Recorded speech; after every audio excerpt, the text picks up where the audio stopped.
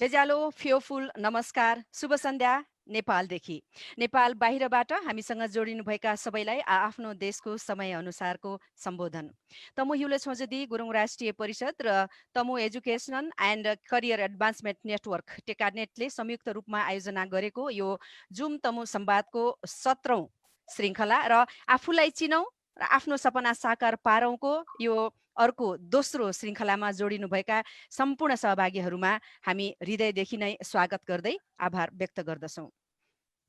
आजको संवादमा प्रतिष्ठित र सम्मानित छात्रवृत्ति पाएर उच्च शिक्षा हासिल गरी आफूले आर्जन गरेको ज्ञान र सिपलाई आफ्नै देशमा प्रयोग गरी सेवा गर्दै र उदाहरणीय बन्दै आउनुभएका तमु समुदायका युवा रोल मोडल ऊर्जाशील र क्रियाशील युवाहरू हाम्रा वक्ताहरू हुनुहुन्छ। हामी सबैलाई थाहा छ यो कोरोना कहरमा हामी भौतिक रूपमा एकै ठाउँमा जम्मा हुन नसके पनि असम्भव भए पनि भर्चुअल रूपमा एकै ठाउँमा सहभागी भएर आफूले जानेको ज्ञान लिने र दिने प्रविधिको यो अवसरको सदुपयोग गर्दै तमु हिउला छोजदी गुरुङ राष्ट्रिय परिषदले सुरुवात गरेको यो भर्चुअल संवादको आज हामी 17औं श्रृङ्खलामा छौँ। आजका हाम्रा वक्ताहरू श्री नोरा आशा गुरुङज्यू, लील गुरुङज्यू, सगुन गुरुङज्यू, रेबिका गुरुङज्यू र खिम घलेज्यू हामीसँग जोडिसक्नु भएको छ। उहाँहरूलाई आभार व्यक्त गर्दै स्वागत गर्न चाहन्छौँ। आजको संवादको उद्देश्यबारे आफ्ना भनाइ राखिदिनु हुन अनुरोध गर्दछु। Doctor home, the floor is yours. Thank you very much Anita madam. म अलिकति मेरो कुरा चाहिँ सेयर गर्न चाहन्छु।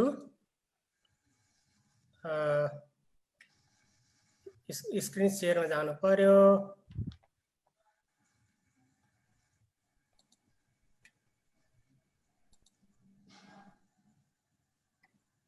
यहाँबाट सेयर भएन मेरोबाट। मिलेन दाइ? मिलेन दाइ? हजुर। Shall I share from here? Yes, please.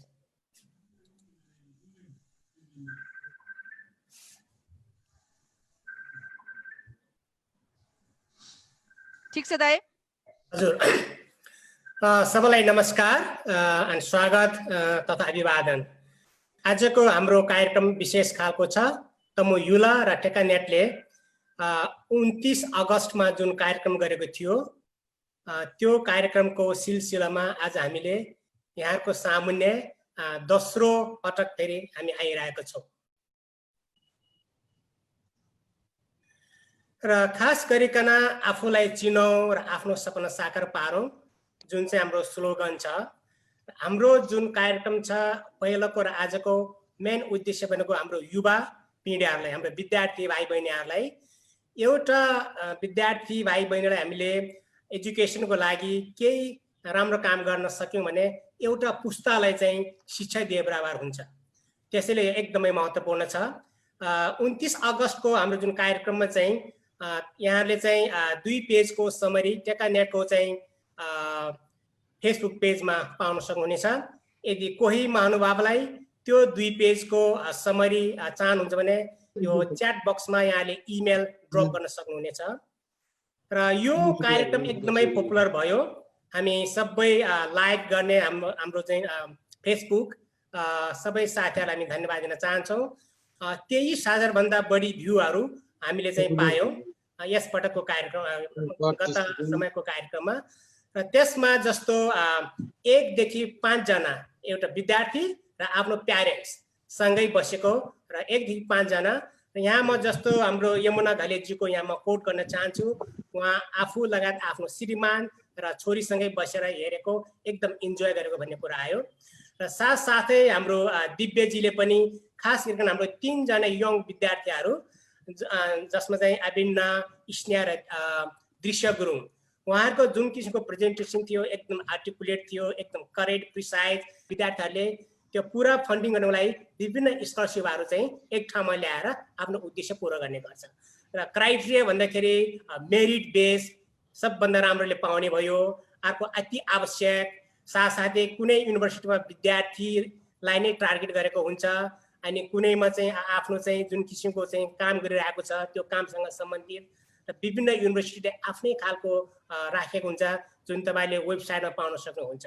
र साथसाथै एउटा डाइभर्सिटी जुन चाहिँ विभिन्न आदिवासी जनजातिदेखि लिएर महिलादेखि लिएर सबै छात्रवृत्तिहरू जुन चाहिँ एकदम युनिक छ।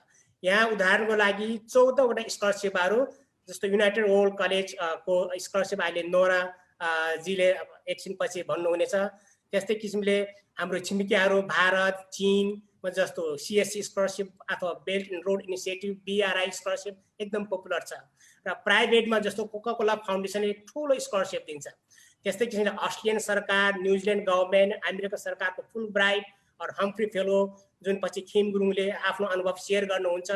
त्यस्तै किसिमले बिल गेट्स फाउन्डेसनको क्याम्ब्रिज युनिभर्सिटी मात्रै जाने स्कलरसिप। त्यस्तै किसिमले WWF, world bank, Asian development bank र साथसाथै जस्तो फाउन्डेसनबाट जस्तो मेङमा नोटिस शेर्पा स्कलरसिप जुन चाहिँ रेबिका जीले पछि सुनाउने छ। अर्को प्लिज। ओके भाइ बहिनीहरूले मेरो अनुरोध छ तपाईहरुले यो www.scholarsfordeaf.com यो चाहिँ नोट टिप्नु होला। संसारभरिको सबै खालको स्कलरसिपहरुलाई एउटा ड्रोकोमा ल्याएर राखेको छ, एउटा बास्केटमा। सो स्कलरसिप विकासको लागि चाहिँ छात्रवृत्ति भनेको छ स्कलरसिप फर डेभलपमेन्ट। यो वेबसाइट चाहिँ एकदमै महत्त्वपूर्ण छ र तपाईहरुले चाहिँ सित्तैमा फ्रीमा सब्स्क्राइब गर्न सक्नुहुन्छ। जहाँ चाहिँ सब्स्क्राइब गरिसकेपछि हप्ताको 2 चोटि संसारभरि कुन कुन छात्रवृत्तिहरु आइरहेको छ so it will come to your email automatically. त्यसै तपाईलाई चाहिँ खोज्नै पर्दैन, तपाईको घरमै आइपुग्छ र त्यसको लागि तपाई एकदम भोक लागेको हुनुपर्छ। अर्को प्लिज। ओके म यो भोक लाग्ने कुरोमा चाहिँ यो फोटो चाहिँ कोलोराडो कलेज, अमेरिकाको कोलोराडो कलेजको विद्यार्थीहरु नेपालको हिमाली भेगको वातावरण संस्कृति सिक्ने क्रममा यो 2014 मा हामीले चाहिँ नेपालमा 1 महिनाको कोर्स डिजाइन गरेको थियौं र हामी चाहिँ छिनी भन्ने गाउँमा चाहिँ पुग्यौं। 5 घण्टा हिँडेपछि मार्फबाट सबै बेसरी भोक लागेको थियो। यो फोटोमा चाहिँ सबैलाई भोक लागेको छ, आफ्नो कुन बेला खाना पाउँछ भनेर यति भोक लागेको छ कि त्यो बेला साध्यै छैन। मलाई पनि 25 वर्षपछि मैले जीवनमा पहिलो पटक फेरि कस्तो लाग्ने रहेछ भनेर मैले थाहा पाएँ कि भोक लाग्ने भन्ने कुरा। त्यसैले यो स्कलरसिप जुन कुरा छ संसारभरि जतासुकै थुप्रै स्कलरसिपहरु छ, तर तपाईलाई स्कलरसिप खोज्नको लागि भोक लागेको छ कि छैन? यदि तपाईलाई भोक लागेको छैन, if you are not desperate भने कोही कसैले सुनाएर भनेर खासै काम लाग्दैन। त्यसैले तपाईको भित्री दिलबाट मनबाट स्कलरसिप म पाउनलाई कोसिस गर्छु भन्ने एकदमै इम्पोर्टेन्ट छ। आई भर्खरै मैले जुन किसिमको चाहिँ वेबसाइट देखाएँ, हाम्रो एकजना स्पिकर सगुन गुरुङले उहाँले जुन स्कलरसिप पाउनु भएको थियो जेपनिज स्कलरसिप, त्यो स्कलरसिप भनेको चाहिँ एकजना नेपाली बेलायतमा पढ्न जाँदाखेरि 75 लाख रुपैयाँ पाउनुहुन्छ। 75 लाख त्यो चाहने सुने कुरा होइन। भनेपछि हामीले कोसिस गरे भने we can achieve, we can get the scholarship भन्ने म्यासेज हो। त्यसैले मलाई आशा छ भाइ बहिनीहरूले भविष्यमा चाहिँ पक्कै पनि फाइदा पाउनेछ भन्दै फेरि पनि सबैलाई स्वागत तथा अभिनन्दन। धन्यवाद। धेरै धेरै धन्यवाद डाक्टर होम गुरुङलाई। उहाँले आइभी इन्टरनेसनल ब्याकलौरेट +2 सरहको अध्ययन पुरा गरी कर्नेल युनिभर्सिटी USA बाट 2017 मा अर्थशास्त्रमा स्नातक तह पुरा गर्नुभएको छ र उहाँले अध्ययनकै सिलसिलामा 1 वर्ष London school of economics and political science UK मा 1 वर्ष अध्ययन गर्नुभएको छ। पढाइमा मात्र नभई नोरा खेल पनि उत्तिकै राख्नुहुन्छ। उहाँको रुचिको खेलहरू बास्केटबल र टेनिस छ र नोराले सन् 2009 मा नेपालको लागि अन्डर-16 बास्केटबल टिमको क्याप्टेन भई फर्स्ट एसियन युथ गेम्स सिङ्गापुरमा प्रतिनिधित्व गरिसक्नु भएको छ र अहिले नोराजी नेपालमा फाइनान्सियल टेक्नोलोजी फिनटेकमा म्याकनेट टेक्नोलोजी कम्पनीमा प्रोडक्ट म्यानेजरको पदमा कार्यरत हुनुहुन्छ र यो कम्पनीले प्रवर्धन गरेको प्रविधिहरू नेपाल लगायत मङ्गोलिया, थाइल्यान्ड, अफ्रिकामा प्रयोग भइरहेको छ। यति भन्दै नोराजीलाई फ्लोर दिन चाहन्छु र नोराजी तपाईलाई फ्लोर दिनुभन्दा अगाडि अबको 15 मिनेट समय तपाईको र 3 मिनेट बाँकी हुँदा र 1 मिनेट बाँकी हुँदा तपाईलाई म यी जनाउ कार्ड देखाउने छु। नोराजी, the floor is. Thank you so much, Anita ji. मेरो introduction को लागि पनि great introduction को लागि thank you so much. म चाहिँ मेरो screen share गर्छु.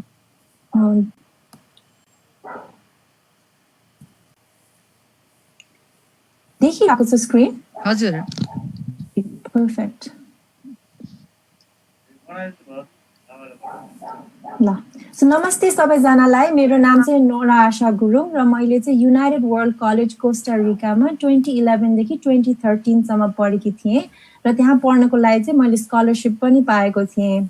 मेरो UWC एक्सपिरियन्स भन्नु पर्दाखेरि चाहिँ मलाई अब कोस्टा रिकाको बारे केही पनि थाहा थिएन UWC अगाडि, अनि त्यति मात्र नभएर त्यहाँको भाषा स्पेनिसको मलाई एस पनि आउँदैन थियो र म भर्खरै 16 वर्षकी पुगेकी थिएँ र मलाई यहाँ नेपालबाट कोस्टा रिकासम्म जाँदा एक्लै जानुपर्ने र त्यहाँ गएर बस्नुपर्ने भन्दाखेरि चाहिँ मैले र मेरो प्यारेन्ट्सले चाहिँ एउटा ठुलो रिस्कै लिएको हो।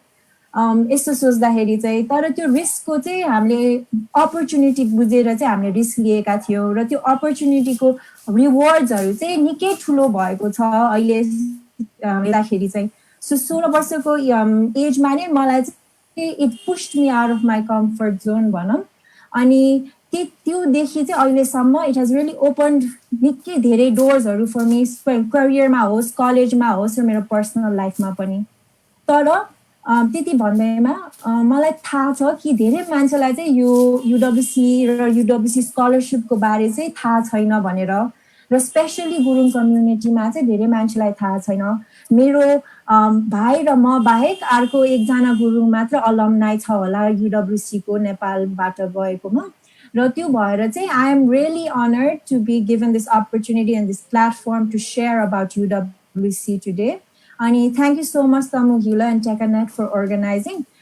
सो आज चाहिँ मैले UWC भनेको के हो, UWCहरूको भ्याल्युज के हो र रिसेन्टली SE ग्रेजुएट गरेको भाइ बहिनीहरूलाई चाहिँ के छ स्कलरशिप अपर्च्युनिटी, त्यसको एप्लिकेसन प्रोसेस के हो र त्यसलाई प्रिपेयर गर्नको लागि चाहिँ 1-2 टिप्स दिन चाहन्छु। सो त्यति भन्दै I would like to get straight into the presentation किनभने अलिकति धेरै कन्टेन्ट छ and I want to finish within 15 minutes. So United World College भनेको चाहिँ it is a global education movement that makes education a force to unite people, nations and cultures for peace and sustainable future. So UWC मा चाहिँ different background भएको different वर्गका युथहरूलाई चाहिँ ल्याएर एउटा एङ्गेजिङ इन्भाइरोमेन्ट बनाउन खोजेको छ जहाँ चाहिँ उनीहरूले एकअर्काबाट सिक्न सकुन्, एकअर्काको सिमिल्यारिटिज डिफ्रेन्सेसहरू बुझ्न सकुन् र त्यसै गरी चाहिँ एउटा level of cooperation, mutual understanding र रिस्पेक्ट लिएर त्यहाँबाट निस्किन सकुन् र सोसाइटीमा चाहिँ चेन्ज ल्याउन सकुन् भनेर चाहिँ UWC चाहिँ 1962 मा एस्टाब्लिस गरिएको थियो। The first UWC was UWC Atlantic या वेल्स UK मा, र अहिले हेर्दाखेरि देयर आर 18 वटा different UWCs around the world. So 1962 मा चाहिँ UWC एटलान्टिक फाउन्ड गरेको थियो भने रिसेन्टली 2019 मा चाहिँ तान्जानियामा UWC फाउन्ड गरेको छ। सो कुनै नयाँहरू छन्, कुनै निकै पुराना इन्स्टिट्युसनहरू छन् UWC को नेटवर्कमा चाहिँ, अनि युरोप US मा मात्र नभएर अफ्रिका, एसिया सबै ठाउँतिर चाहिँ UWC स्कुल्सहरू चाहिँ छ। म गएको स्कुल चाहिँ UWC कोस्टा रिका यहाँ तल। सो यो कोस्टा रिका भनेर कहाँ हो भनेर मलाई यो अमेरिकाको तल भनेर पनि थाहा थिएन जाने बेलामा, थाहा सेलेक्सन भइसकेपछि बल्ल थाहा भयो। र यो दुईटा फोटो चाहिँ म UWC मा हुँदाखेरिको फोटोहरू हो। स्पेशली यो वाला चाहिँ अलिकति इन्ट्रेस्टिङ छ किनभने कोस्टा रिकाको इन्डिपेन्डेन्स डे को परेडमा हामीले पार्टिसिपेट गर्नु पर्थ्यो र त्यहाँ पार्टिसिपेट गर्दाखेरि चाहिँ हामीले आफ्नो कल्चरल र नेसनल अटायर लाउनु पर्थ्यो। अनि त्यसमा चाहिँ मैले गुरुङ ड्रेस लगाएको थिएँ, अनि मैले मेरो साथी यहाँ वेस्टर्न सहाराबाट, इन्डियाबाट र बङ्गलादेशबाटका साथीहरूसँग फोटो खिचेकी थिएँ। अब यो फोटोबाटै थाहा हुन्छ कि UWC मा कहाँबाट स्टुडेन्ट्सहरू आउँछन् भनेर सो मेरो क्लासमा चाहिँ 60 डिफ्रेन्ट कन्ट्रिजको स्टुडेन्ट्सहरू थियो हामी अराउन्ड 80 to 90 स्टुडेन्ट्सहरूमा चाहिँ 60 डिफ्रेन्ट कन्ट्रिजको थियो so diversity is a very big part of UWC अब यस्तो खालको कल्चरल डाइभर्सिटी र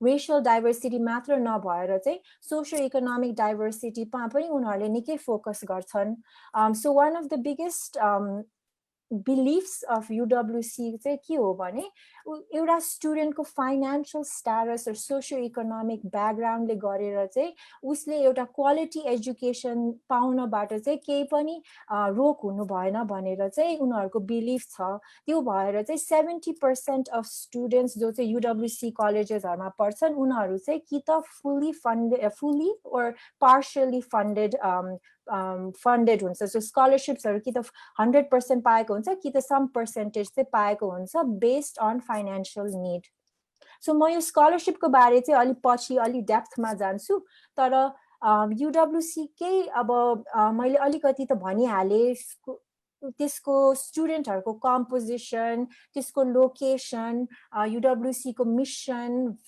भिजनहरूले गरेर चाहिँ UWC चाहिँ अरू प्रोग्रामहरू अरू स्कुलहरू भन्दा अलिकति युनिक छ त्यति मात्र नभएर उसको त्यहाँ पढाइने एकाडेमिक्स पनि अलिकति युनिक छ +2 र A लेभल्स जस्तो हामीले जसरी एउटा एकदमै कोर स्ट्रिम लिएर लाइक साइन्स स्ट्रिम ओर कमर्स स्ट्रिम लिएर पढ्छौँ त्यो बाहेक अलिकति भिन्न टिचिङ मोडल छ वेयर स्टुडेन्ट्सहरूले चाहिँ विभिन्न एरियाबाट चाहिँ उनीहरूले नलेज गेन गर्नै पर्छ गर्न पाउँछ भन्दा पनि सो सब्जेक्ट्सहरूलाई चाहिँ यो 6वटा डिफ्रेन्ट क्याटेगोरिजमा बाँडिएको छ दुईटा चाहिँ ल्याङ्ग्वेज भयो एउटा चाहिँ मोर सोशल साइन्स बिजनेस साइकोलोजीहरू चाहिँ नम्बर 3 मा पर्छ नम्बर 4 मा चाहिँ experimental sciences so biology chemistry फिजिक्सहरू नम्बर 5 मा चाहिँ म्याथ र नम्बर 6 मा चाहिँ arts so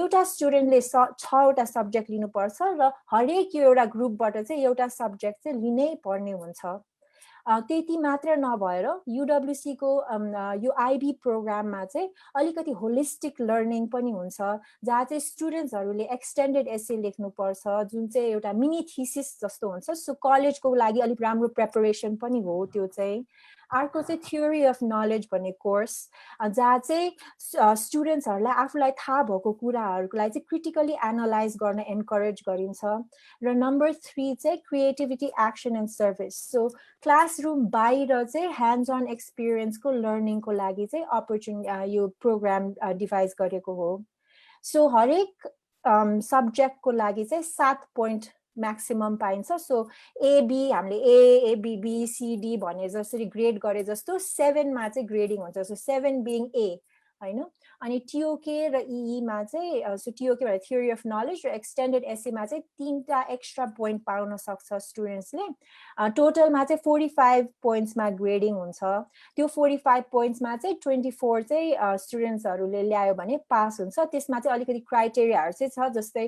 creativity action and सर्भिसको रिक्वायरमेन्ट्सहरू चाहिँ उनले स्टुडेन्ट्सले चाहिँ फुलफिल गरेको हुनुपर्छ सो यो चाहिँ अलिकति एकाडेमिक साइड अफ UWC को बारे कुरा भयो मैले अब UWC कै के हो त त्यहाँको एन्भाइरोमेन्ट कल्चरहरू भनेर अलिकति बताउन त बताए एकाडेमिक्सबाट पनि एकाडेमिक्सको बारे पनि बताए तर UWC पछि को अपर्च्युनिटिजहरू के छ अनि यो चाहिँ स्पेसिफिकली एकदमै इम्पोर्टेन्ट जस्तो लाग्छ मलाई बिकज मैले अप्लाई गर्दाखेरि चाहिँ मैले UWC कै मात्र बेनिफिट्सहरू हेरेर अप्लाई गरेको थिएँ अनि त्यहाँबाट निस्केपछि चाहिँ मलाई रियलाइज भयो कि त्यहाँ त्योबाट ग्रेजुएट भइसकेपछि पनि UWC ले कति इम्प्याक्ट पारेको रहेछ पारिरहेछ अहिले मेरो लाइफमा भनेर सो नम्बर 1 चाहिँ first thing, you can come back to Nepal and study here after UWC. That is always an option. Second, colleges around the world ma apply गर्न सकिन्छ.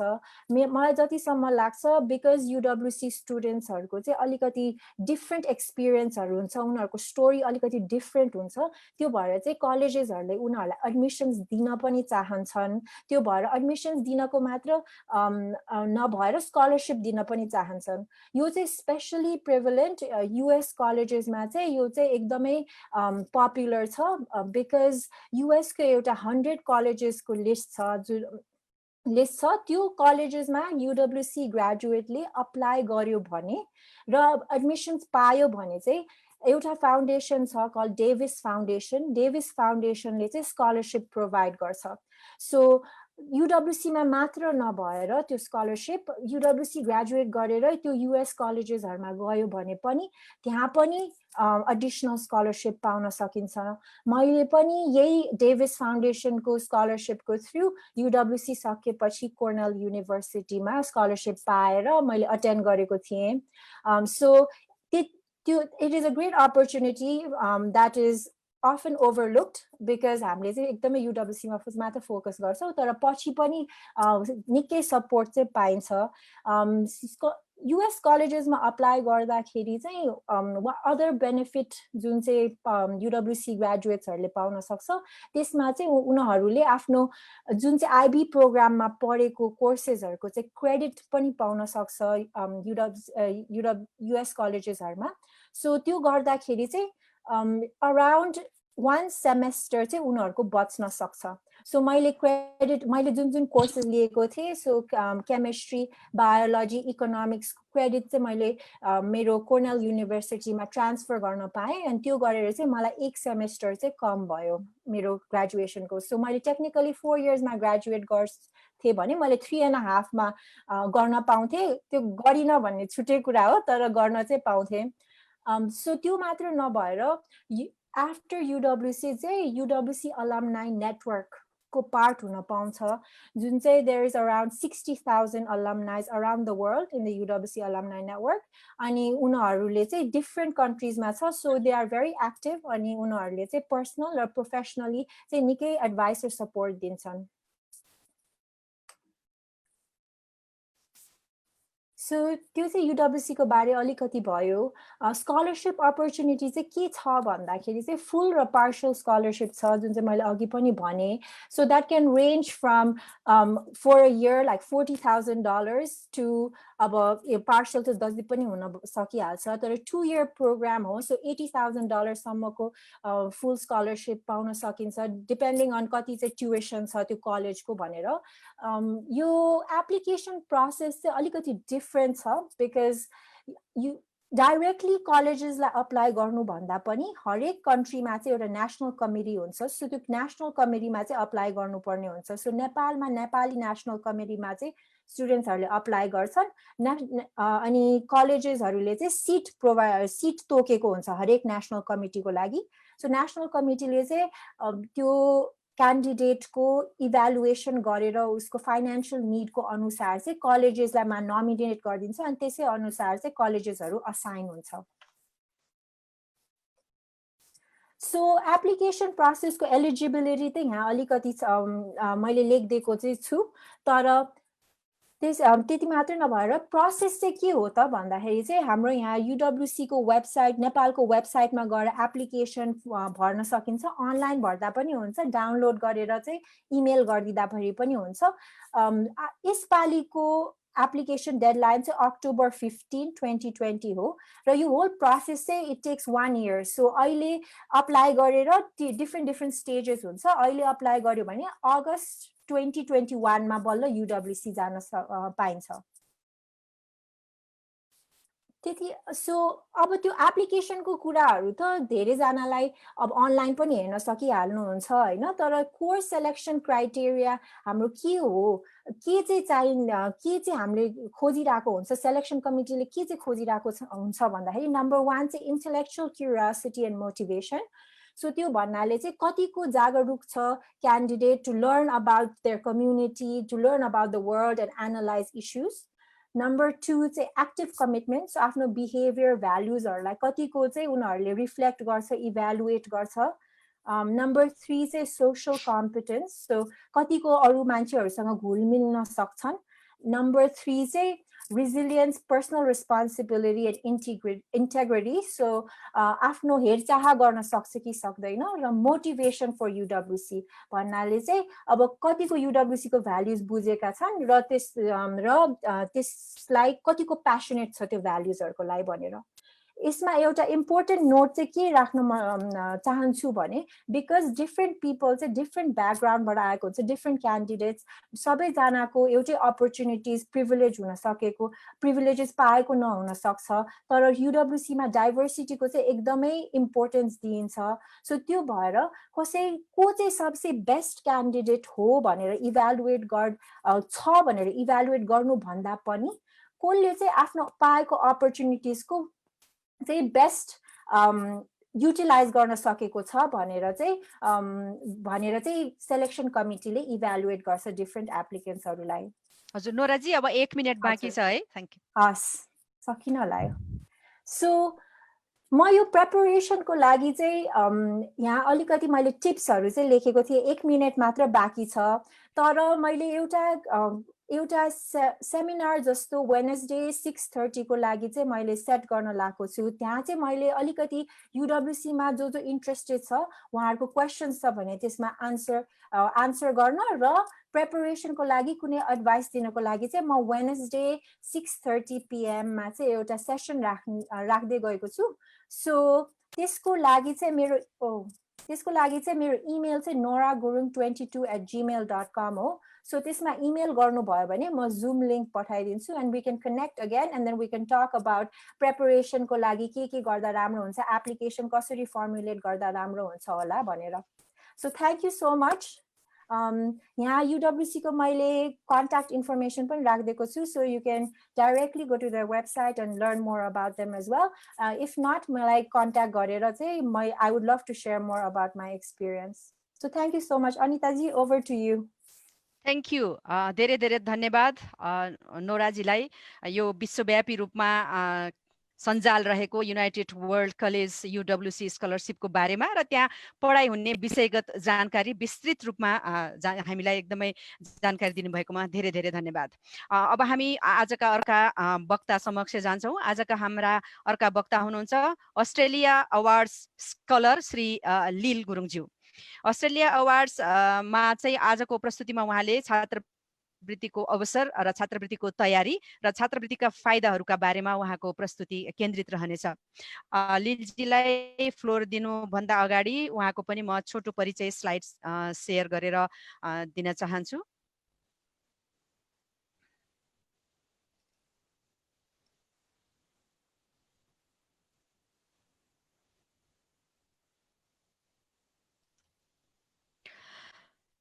लीलजी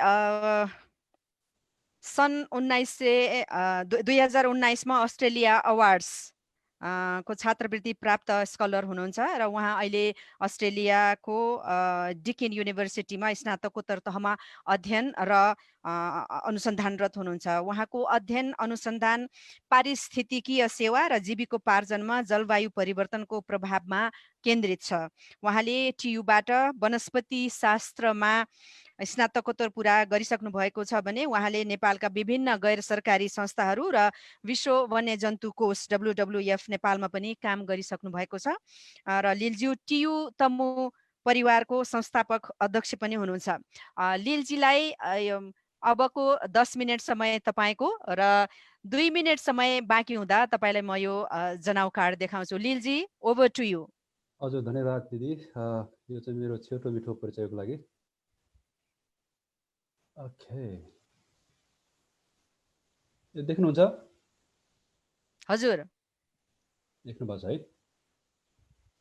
पर्फेक्ट। ओके, ल छाजल सबै तमुमै लील गुरुङ र गई नासा चिल नासा सिक्लेछ र ग तीनवा Dickens university Australia र Australia award scholarship United खेनबु र जस्ता हमरा पहिला तमु युला छजदी गुरुङ राष्ट्रिय परिषद र टिकनेडे बिथेवा कृथेबा ताना चिबुमे धेरै लेले थब धन्यवाद बो खास गरी तिबा जो अवसर पिरी अब हुन त म चाहिँ अब अलि यो नेपालीमै के अरे गुरुङ भाषामै चाहिँ अब न्युकी जस्तो लागिरहेको थियो तर पनि अब सायद धेरैजनालाई फेरि यो गुरुङ भाषाको समस्या हुनसक्छ त्यही हिसाबले चाहिँ मैले नेपालीमा दिँदैछु तर त्यसको लागि चाहिँ अनुमति चाहे र मैले चाहिँ अब मेरो प्रस्तुति खास गरी चाहिँ एउटा तीनटा कुरामा चाहिँ तीनटा थिममा चाहिँ रहनेछ र मैले त्योभन्दा अगाडि एउटा अङ्ग्रेजीको चाहिँ एउटा भनाइबाट सुरु गरेँ त्यो भनाइ के छ भने success is where preparation and opportunity meet त्यो भनेको चाहिँ तपाईँको सफलता त्यहाँ हुन्छ जहाँ तपाईँको तयारी र चाहिँ अवसरको भेट हुन्छ है त्यसले गर्दाखेरि हामीसँग चाहिँ अहिले हामी अवसरको कुरा गर्दैछौँ अब सफलता प्राप्त गर्नको लागि तपाईँले कस्तो खालको तयारीहरू गर्नुपर्छ भन्ने बारे मेरो चाहिँ प्रस्तुति रहनेछ र त्यही अनुसार चाहिँ मैले यो मेरो चाहिँ प्रेजेन्टेसन तीनटा भागमा चाहिँ मैले चाहिँ बाँडेको छु र त्यसमा तपाईँको 1 नम्बरमा चाहिँ अवसर अहिले विशेष गरी म चाहिँ अस्ट्रेलिया अवार्ड स्कलरसिपको बारे चाहिँ भन्दैछु र तयारीको हिसाबले चाहिँ त्यो अवार्ड स्कलरसिप चाहिँ प्राप्त गर्नको लागि हामीले कस्तो खालको तयारी गर्नुपर्छ के कुरामा ध्यान दिनुपर्छ र मेरो अनुभवहरू पनि म सेयर गर्छु र त्यसपछि तपाईँको यो अवसर र तयारीलाई चाहिँ राम्रोसँग तयारी गरेर तपाईँ यदि सफल हुनुभयो भने त्यसको फाइदाहरू के छन् त भन्ने हिसाबले मेरो प्रस्तुति त्यसमा रहनेछ यो चाहिँ यो मैले यो अवसरको कुरा गर्दैछु खास गरी विशेष गरी यो चाहिँ अस्ट्रेलिया अवार्ड स्कलरसिप के हो भनेर भन्नु पर्दाखेरि विशेष गरी चाहिँ यो अस्ट्रेलिया सरकारबाट चाहिँ दिने तपाईँको चाहिँ विशेष गरी यो अन्तर्राष्ट्रिय स्तरको चाहिँ यो प्रतिष्ठित चाहिँ यो स्कलरसिप हो है र विशेष गरी चाहिँ तपाईँको छ भने हामी जस्तै नेपाल जस्तै विकासोन्मुख देशबाट जो हाम्रो जो चाहिँ आफ्नो देशको लागि देशको चाहिँ तपाईँको सामाजिक र आर्थिक विकासमा योगदान दिन सक्ने व्यक्तिहरूलाई चाहिँ उहाँहरूको चाहिँ क्षमता सिपलाई अभिवृद्धि गराएर विशेष गरी चाहिँ यो अस्ट्रेलियामा यो चाहिँ विश्व स्तरको चाहिँ अन्तर्राष्ट्रिय स्तरको चाहिँ शिक्षा प्रदान गरेर त्यसपछि फेरि आफ्नै देशमा फर्केर आफ्नो देशको सेवा गर्ने त्यो उद्देश्यले चाहिँ यो स्कलरसिप चाहिँ के दिएको हो र त्यसमा चाहिँ खास गरी हामीलाई मास्टर डिग्री पनि दुईटा छ एउटा चाहिँ मास्टर डिग्री बाई कोर्स छ र अर्को चाहिँ मास्टर डिग्री बाई रिसर्च छ र अहिले मैले चाहिँ गरिरहेको भनेको मास्टर डिग्री बाई रिसर्च है यो टोटली चाहिँ तपाईँको लगभग पिएचडीको चाहिँ फर्मेट हुन्छ खासै क्लास चाहिँ एटेन्ड गर्नु पर्दैन र सुपरभाइजरहरू हुनुहुन्छ प्रोफेसरहरूको चाहिँ मुनि रहेर चाहिँ काम गर्नुपर्ने हुन्छ र त्यसमा पनि फेरि के छ भने अस्ट्रेलिया अवार्ड स्कलरसिपले सबै विषयलाई चाहिँ समेटेको छैन विशेष गरी चाहिँ केही विषयहरू चाहिँ समेटेको छ अब तपाईँले अलिकति ध्यान दिनु होला यसमा खास गरी चाहिँ कुन चाहिँ क्षेत्र अध्ययनको लागि चाहिँ यसले चाहिँ प्राथमिकता दिएको छ भने यसको चाहिँ आर्थिक विकास त्यसपछि तपाईँको शिक्षा स्वास्थ्य त्यसपछि तपाईँको चाहिँ सामाजिक के अरे लैङ्गिक समानता र सामाजिक समावेशीकरण डिसेबिलिटी सुशासन र अर्को चाहिँ प्राकृतिक स्रोत साधन व्यवस्थापन त्यसमा विशेष गरी त्यसमा तपाईँको चाहिँ यो जलस्रोत व्यवस्थापनमा यसले चाहिँ बढी चाहिँ महत्त्व दिन्छ र त्योसँग सम्बन्धित विषयहरूलाई यसले चाहिँ प्राथमिकता दिएको छ र यो चाहिँ कहिले खुल्छ भन्दाखेरि प्रत्येक वर्ष फेब्रुअरी 1 देखि लिएर चाहिँ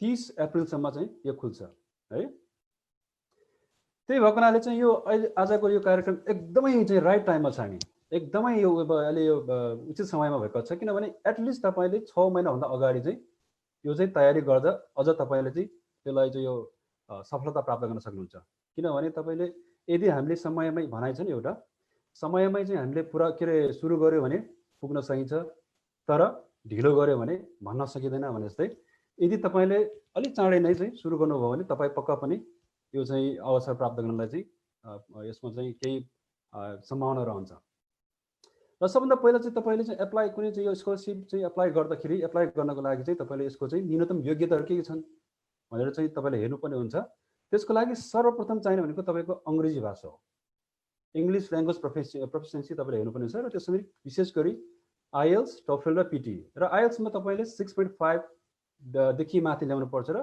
प्रत्येक ब्यान्डमा 6 भन्दा चाहिँ माथि ल्याउनु पर्ने हुन्छ टोफेलको हिसाबले चाहिँ 84 र पिटीको हिसाबले चाहिँ 58 चाहिँ ल्याउनु पर्ने हुन्छ त्यो भएको हुनाले चाहिँ म के भन्न चाहन्छु भने तपाईँहरूलाई अहिलेदेखि नै चाहिँ यो आइएल्स अथवा टोफेल के हुन्छ होइन हाम्रो चाहिँ नेपालमा अहिले चाहिँ के चाहिँ उपलब्ध छ त्यो हिसाबले चाहिँ तयारी गर्नुहोस् 6.5 भन्दा माथि ल्याउनुहोस् र 6 प्रत्येक ब्यान्डमा चाहिँ 6 भन्दा चाहिँ माथि ल्याएर तपाईँ चाहिँ त्यो तयारी गरेर चाहिँ राख्नुहोस् र अर्को चाहिँ के छ भने तपाईँको क्वालिफिकेसनको हिसाबले शैक्षिक योग्यताको हिसाबले र तपाईँको चाहिँ तपाईँको कार्य चाहिँ तपाईँको अनुभवको हिसाबले के छ भने कम्तीमा पनि तपाईँको 4 वर्षको चाहिँ ब्याचलर र तपाईँको विषयसँग सम्बन्धित कम्तीमा पनि 3 वर्षको अनुभव हुनुपर्छ, काम गरेको चाहिँ फुल टाइम चाहिँ काम गरेको अनुभव हुनुपर्छ, अथवा मास्टर डिग्री गर्ने मास्टर डिग्री पुरा गरेको र कम्तीमा पनि 3 वर्ष तपाईँको विषयसँग सम्बन्धित 3 वर्ष अनुभव भएको हुनुपर्छ।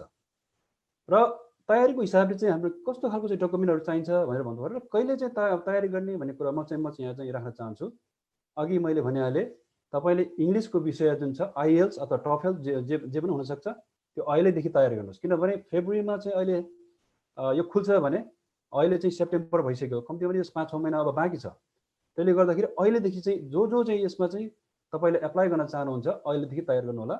तपाईँले यो इङ्ग्लिसको चाहिँ ल्याङ्ग्वेज चाहिँ अहिलेदेखि तयार गर्नुहोस्। र अर्को चाहिँ यो रिसर्च प्रपोजल, हुन त यो चाहिँ मास्टर बाई कोर्स चाहिँ यदि लिने हो भने तपाईँले चाहिँ यो रिसर्च प्रपोजल चाहिँदैन है।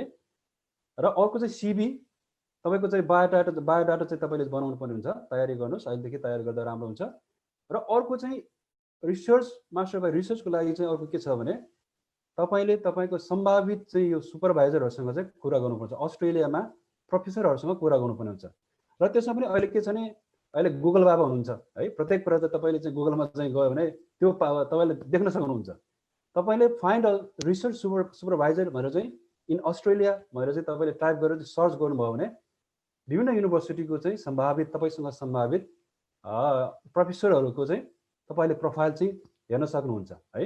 र तपाईँको फिल्ड तपाईँको इन्ट्रेस्ट मिलेर चाहिँ उहाँ प्रोफेसरहरूको चाहिँ इन्ट्रेस्ट मिल्ने चाहिँ मिलाएर चाहिँ तपाईँले तपाईँको सिभी जुन रिसर्च प्रपोजल तपाईँले तयार गर्नुहुन्छ त्यो सेयर गर्ने, इमेल लेख्ने, इन्ट्रेस्ट अफ चाहिँ तपाईँको एक्सप्रेसन अफ इन्ट्रेस्ट भन्छ नि, तपाईँले चाहिँ म यो विषयमा चाहिँ म यो के अरे अनुसन्धान गर्न चाहन्छु, तपाईँले चाहिँ मलाई चाहिँ सहयोग गर्नुहुन्छ अथवा तपाईँ मेरो सुपरभाइजर बन्नुहुन्छ भन्ने हिसाबले चाहिँ तपाईँले जब तपाईँले चाहिँ उहाँको प्रोफाइलहरू चाहिँ हेरिसकेपछि र तपाईँ र उहाँको इन्ट्रेस्ट इच्छा मिलेपछि तपाईँले चाहिँ उहाँलाई इमेल लेख्नुहोस्, तपाईँको सिभी र चाहिँ तपाईँको चाहिँ रिसर्च प्रपोजल। र त्यसपछि धेरै टाइम लाग्छ फेरि यसमा, किनभने धेरै चाहिँ सुपरभाइजरहरू पहिले नै अलरेडी प्याक हुन्छ, धेरै सुपरभाइजरहरू कुनै चाहिँ मसँग फन्ड छैन, मसँग पैसा छैन, त्यो भएको हुनाले चाहिँ तपाईँले चाहिँ म सक्दिनँ भन्ने खालको कुरा आउँछ। त्यसले गर्दाखेरि वेट गर्नुपर्छ है, समय लाग्छ। त्यसले गर्दाखेरि सुरुमै अलिकति चाहिँ समय लिएर चाहिँ यो गर्नुहोस्। तर यो चाहिँ मैले जुन भनिरहेको छु यो चाहिँ यदि मास्टर बाई रिसर्च गर्दै हुनुहुन्छ भने त्यसको लागि एप्लाई गर्दै हुनुहुन्छ भने त्यो चाहिन्छ, नत्र भने मास्टर बाई कोर्सको लागि चाहिँ तपाईँलाई यो चाहिँदैन। र अर्को भनेको रेफरी रिपोर्ट जुन चाहिँ सिफारिस पत्रहरू पनि चाहिन्छ है, यो पनि समय लाग्छ। तपाईँले चाहिँ के छ भने एउटा चाहिँ एकाडेमिक शैक्षिक चाहिँ हिसाबले तपाईँको चाहिँ पहिला मास्टर डिग्री गर्नुभएको छ भने अथवा चाहिँ तपाईँले ब्याचलर डिग्री गर्नुभएको थियो भने तपाईँको चाहिँ कलेज या चाहिँ युनिभर्सिटीको चाहिँ कुनै टिचरसँग चाहिँ तपाईँले चाहिँ अथवा तपाईँ त्यहाँको डिपार्टमेन्ट हेडसँग चाहिँ तपाईँले त्यो चाहिँ रिपोर्ट लिन पर्ने हुन्छ भने अर्को चाहिँ भनेको चाहिँ तपाईँको काम गर्दै हुनुहुन्छ भने एउटा चाहिँ प्रोफेसनल रिपोर्ट चाहिन्छ है। दुईवटा चाहिँ त्यो भनेको मास्टर बाई कोर्सको लागि। तर मास्टर बाई रिसर्च चाहिँ गर्ने हो भने दुईवटा एकाडेमिक चाहिन्छ, शैक्षिक दुईवटा रेफ्री र एउटा चाहिँ तपाईँको प्रोफेसनल है। त्यो हुनाले अहिले म के भन्न चाहन्छु भने तपाईँहरू अहिलेदेखि तपाईँको सम्बन्धित अब युनिभर्सिटी हुनुहुन्छ भने तपाईँको सम्बन्धित चाहिँ तपाईँको प्रोफेसरहरूसँग चाहिँ राम्रो लिङ्क राख्नुहोस्। काममा चाहिँ तपाईँको चाहिँ हाकिमहरूसँग पनि राम्रो चाहिँ सम्बन्ध राख्नुहोस्। त्यसले गर्दा पछि तपाईँलाई यो रेफ्री रिपोर्ट चाहिँ माग्नको लागि धेरै सजिलो हुन्छ है। र अर्को भनेको चाहिँ डेभलपमेन्ट इम्प्याक्ट प्लान भनेको खास गरी तपाईँले के पढ्न चाहनुहुन्छ र त्यसपछि के चाहनुहुन्छ र त्यसपछि तपाईँले यो चाहिँ नेपालमा फर्केपछि त्यसलाई कसरी चाहिँ कार्यान्वयन गर्ने हिसाबले चाहिँ त्यो प्लान गर्नुपर्ने हुन्छ। र अर्को भनेको चाहिँ सबै तपाईँको चाहिँ यो डकुमेन्टहरू तपाईँको चाहिँ पासपोर्टदेखि लिएर तपाईँको चाहिँ यो नागरिकतादेखि लिएर यो सबै डकुमेन्टहरू चाहिँ यसलाई चाहिँ सर्टिफाइड गर्नुपर्ने हुन्छ है। र अर्को कुराहरू तपाईँले वेबसाइटमा जानुहोस्, यहाँ चाहिँ मैले वेबसाइट दिएको छु। 2 मिनेट बाँकी छ है। हजुर मेरो सिधै ला त्यो चाहिँ यो वेबसाइटमा चाहिँ जानु होला, धेरै कुराहरू चाहिँ यहाँबाट थाहा हुन्छ है। र यो के फाइदा छ भने खास गरी चाहिँ यो अहिले सबै फुल ट्युसन फी तपाईँले चाहिँ पढ्नको लागि सबै चाहिँ यो ट्युसन फीहरू चाहिँ के अरे यसले चाहिँ बेहोर दिन्छ। तपाईँको चाहिँ अब यो विश्व स्तरको चाहिँ अन्तर्राष्ट्रिय स्तरको चाहिँ शिक्षा तपाईँले प्राप्त गर्न सक्छ। तपाईँको बस्ने खानेहरू सबै फ्री हुन्छ। अहिले कोभिडमा विशेष गरी अहिले हेर्ने हो भने आफ्नै पैसामा आएकाहरू अहिले धेरै गाह्रो छ बिचरा। तर हामीलाई ढुक्क छ किनभने खाने बस्ने तपाईँको चाहिँ युनिभर्सिटीको फीहरू सबै बेहोर दिन्छ होइन। त्यसले गर्दाखेरि यो एकदमै चाहिँ तपाईँलाई चाहिँ कुनै टेन्सन हुँदैन है। र अन्तमा चाहिँ म के भन्न चाहन्छु भने यो चाहिँ सारांशमा भन्नुपर्दाखेरि तपाईँले विश्व स्तरको चाहिँ शिक्षा प्राप्त गर्न चाहनुहुन्छ भने अस्ट्रेलिया अवार्ड स्कलरसिप त्यसमा एप्लाई गर्नुहोस्। र नेपाल फेरि तपाईँले यहाँ चाहिँ शिक्षा हासिल गरिसकेपछि नेपालमा फर्केर योगदान दिन चाहनुहुन्छ भने मात्र तपाईँले एप्लाई गर्नुहोस्, नत्र भने अस्ट्रेलिया आएर यतै बस्छु भन्ने खालको हिसाबले हो भने यो मिल्दैन फेरि है। त्यसले गर्दाखेरि पढ्ने यहाँ चाहिँ तपाईँको शिक्षा हासिल गर्ने, नेपालमा फर्केर फेरि नेपालको चाहिँ आर्थिक र सामाजिक क्षेत्रमा सेवा गर्ने। अब तपाईँले अलि तयारी चाहिँ समयमा गर्नुहोस् र विशेष गरी तपाईँको चाहिँ अनुभवहरू, तपाईँको पढाइ र चाहिँ भविष्यमा तपाईँ के गर्न सक्नुहुन्छ चाहनुहुन्छ भन्ने हिसाबले त्यो कुराहरू चाहिँ एकदमै लिङ्क गर्नु जरुरी छ। र कुनै चाहिँ अब तपाईँहरूको पक्का पनि केही जिज्ञासा हुन सक्छन्, यो समयको हिसाबले गर्दाखेरि अलिकति हामीले चाहिँ विस्तृतमा चाहिँ अलिकति भन्न सकिरहेको छैन। कुनै क्वेसन छ भने पछि कुरा गरौँला। र तपाईँहरूको सकारात्मक पृष्ठपोषणको चाहिँ आशा गर्दै र केही कुराहरू छ भने फेरि पछि त्यसलाई चाहिँ म सम्बोधन गर्ने प्रयास गर्छु। Thank you for having with me. Thank you, धन्यवाद। धेरै धेरै धन्यवाद लिलजीलाई।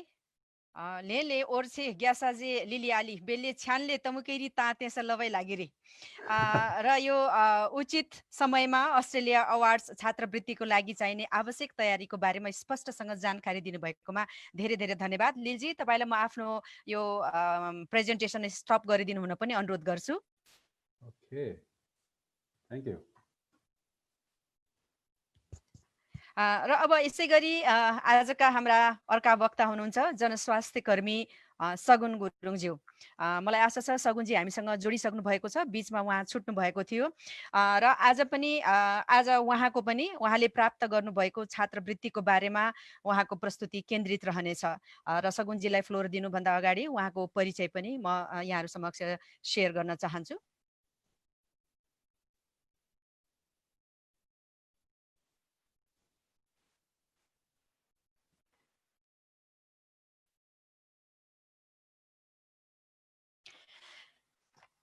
सगुनजी जनस्वास्थ्य कर्मी हुनुहुन्छ र उहाँले भारतको राजीव गान्धी विश्वविद्यालयबाट नर्सिङमा स्नातक र सन् 2018मा चेभेनिङ छात्रवृत्ति प्राप्त गरी बेलायतको London school of economics and political science university of लन्डनबाट स्नातकोत्तर अध्ययन पुरा गर्नुभएको छ। र उहाँले आफ्नो विद्यार्थी जीवनमा विभिन्न पुरस्कारहरू प्राप्त गर्नुभएको छ, जसमध्ये सन् 2013को ओभरअल च्याम्पियनसिपको उपाधि र सन् 2014को सर्वोत्कृष्ट छात्रको उपाधि उहाँको लागि विशेष छन्।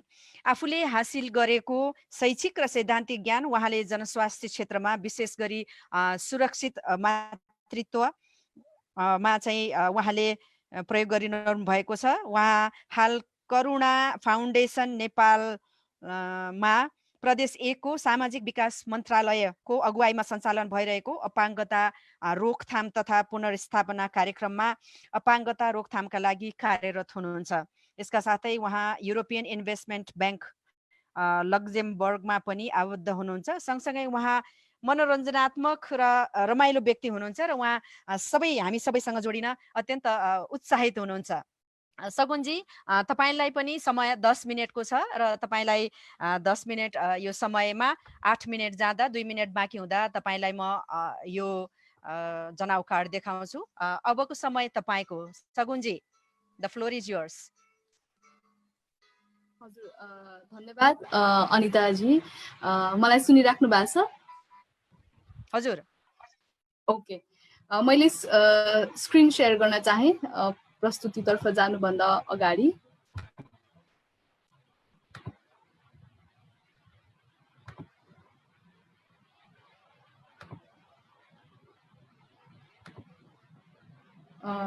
स्क्रिन शेयर पनि आइरहेको छ, कन्फर्म गरिदिनुहुन्छ? हजुर हजुर। Okay, perfect. सम्पूर्णमा नमस्कार। अनिता म्याडमले मेरो इन्ट्रोडक्सन पनि मजाले राखिसक्नु भएको छ, हजुरलाई धेरै धेरै धन्यवाद।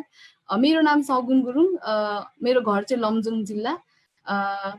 हाल म यस संवादमा जोडिनुको कारण 2018मा सन् 2018मा मैले चेभेनिङ छात्रवृत्ति प्राप्त गरी बेलायतमा मास्टर्स डिग्री पढ्ने अवसर पाएकी हुनाले हो। हाल चाहिँ म करुणा फाउन्डेसन नेपाल भन्ने संस्थालाई प्रतिनिधि गर्दै सामाजिक विकास मन्त्रालय प्रदेश 1 को अपाङ्गता रोकथाम तथा पुनर्स्थापना कार्यक्रममा आबद्ध छु।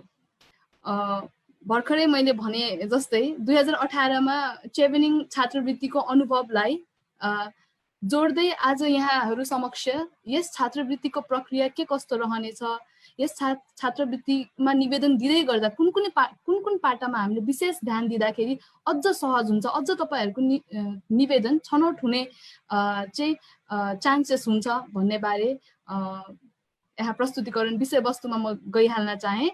चेभेनिङ छात्रवृत्ति अघि पनि हाम्रो होम सरले भनिसक्नुभयो, चेभेनिङ छात्रवृत्ति बेलायत सरकारले दिने छात्रवृत्ति हो, जहाँ चाहिँ हामी मास्टर्स डिग्री युके को कुनै पनि युनिभर्सिटीमा चाहिँ 1 वर्ष मास्टर्स डिग्री चाहिँ फ्री पढ्न सक्छौँ। अब अहिले यस छात्रवृत्तिको लागि निवेदन दिने समय खुलिसकेको छ र यसको अन्तिम निवेदन दिने समय भनेको नोभेम्बर 3 जुन चाहिँ कार्तिक 18 गते रहेको छ। अब चेभेनिङ छात्रवृत्तिमा मलाई सुनिराख्नु हुने सम्पूर्णलाई यदि तपाईहरू एलिजिबल हुनुहुन्छ, यदि तपाईहरू इच्छुक हुनुहुन्छ भने चाहिँ यस छात्रवृत्तिको लागि निवेदन दिनको लागि म अनुरोध गर्न चाहन्छु।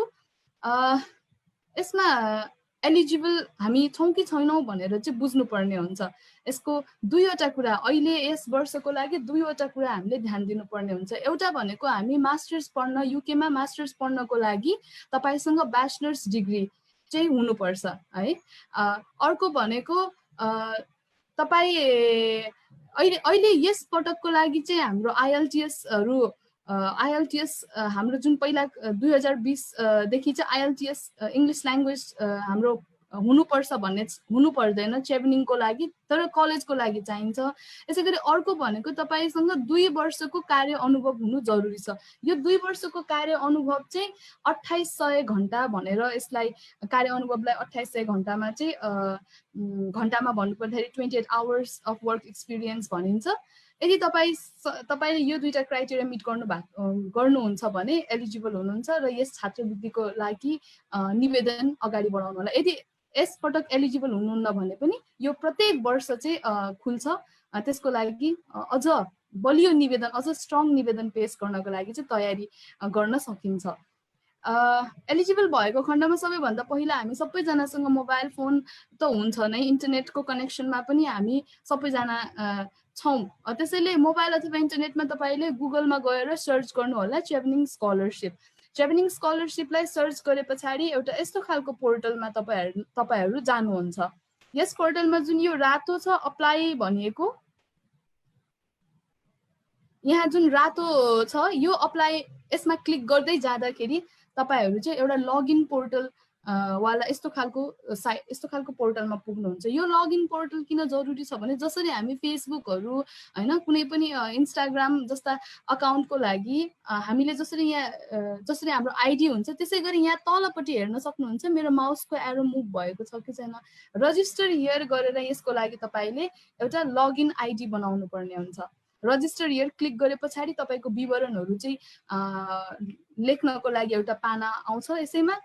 त्यस पछाडि एउटा लगइन आइडी क्रिएट गर्नु होला, पासवर्डलाई नबिर्सिकन राख्नु होला। लगइन आइडी क्रिएट गर्नुभन्दा अगाडि चाहिँ तपाईहरुसँग आफ्नो जीमेल अकाउन्ट अथवा इमेल आइडी चाहिँ हुनु आवश्यक छ।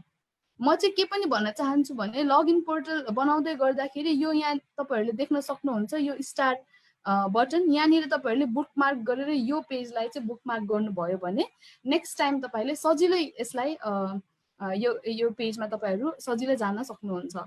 मैले एकदमै छोटो छोटो डिटेल कुराहरूलाई जुन चाहिँ विशेष छ त्यसमा चाहिँ फोकस गरेँ, किनभने मैले आफ्नो अनुभवलाई जोडेकी हुनाले मलाई यो कुराहरू पनि थाहा थिएन। तपाईले अब लगइन गर्नुहुन्छ, यो यसमा तपाईले आफ्नो इमेल आइडी राखेर पासवर्ड राखेर लगइन गर्ने बित्तिकै तपाईको लागि अब बल्ल निवेदन फारम आउँछ।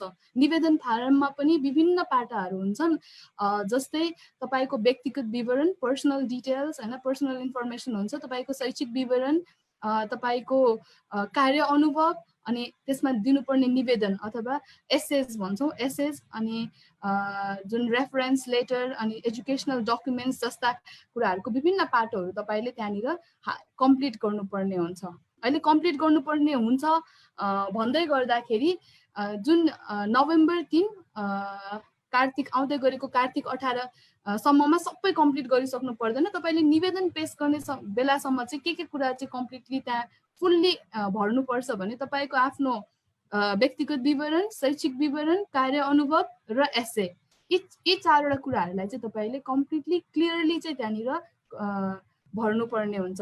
अर्को के हुन्छ भने कहिलेकाहीँ यो लगइन पोर्टल यो खुले पछाडि चाहिँ तलपट्टि दुईटा अप्सन्स हुन्छ, एउटा सेभ हुन्छ अनि सबमिट हुन्छ। तपाईँको कम्प्लिट नभएसम्म सबमिट नगर्नु होला।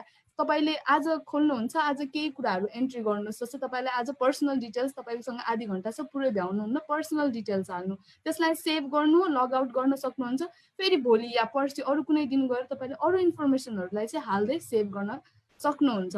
त्यसरी लगइन पोर्टलमा चाहिँ केही फिलअप गर्ने बित्तिकै ओहो अब लगआउट गरे पछाडि चाहिँ यो सबमिटै नहुने हो कि भन्ने पनि दुविधा आएको खण्डमा त्यस्तो हुँदैन। त्यसलाई तपाईँले सेभ गरेर बिस्तारै सबमिट गर्न सक्नुहुन्छ।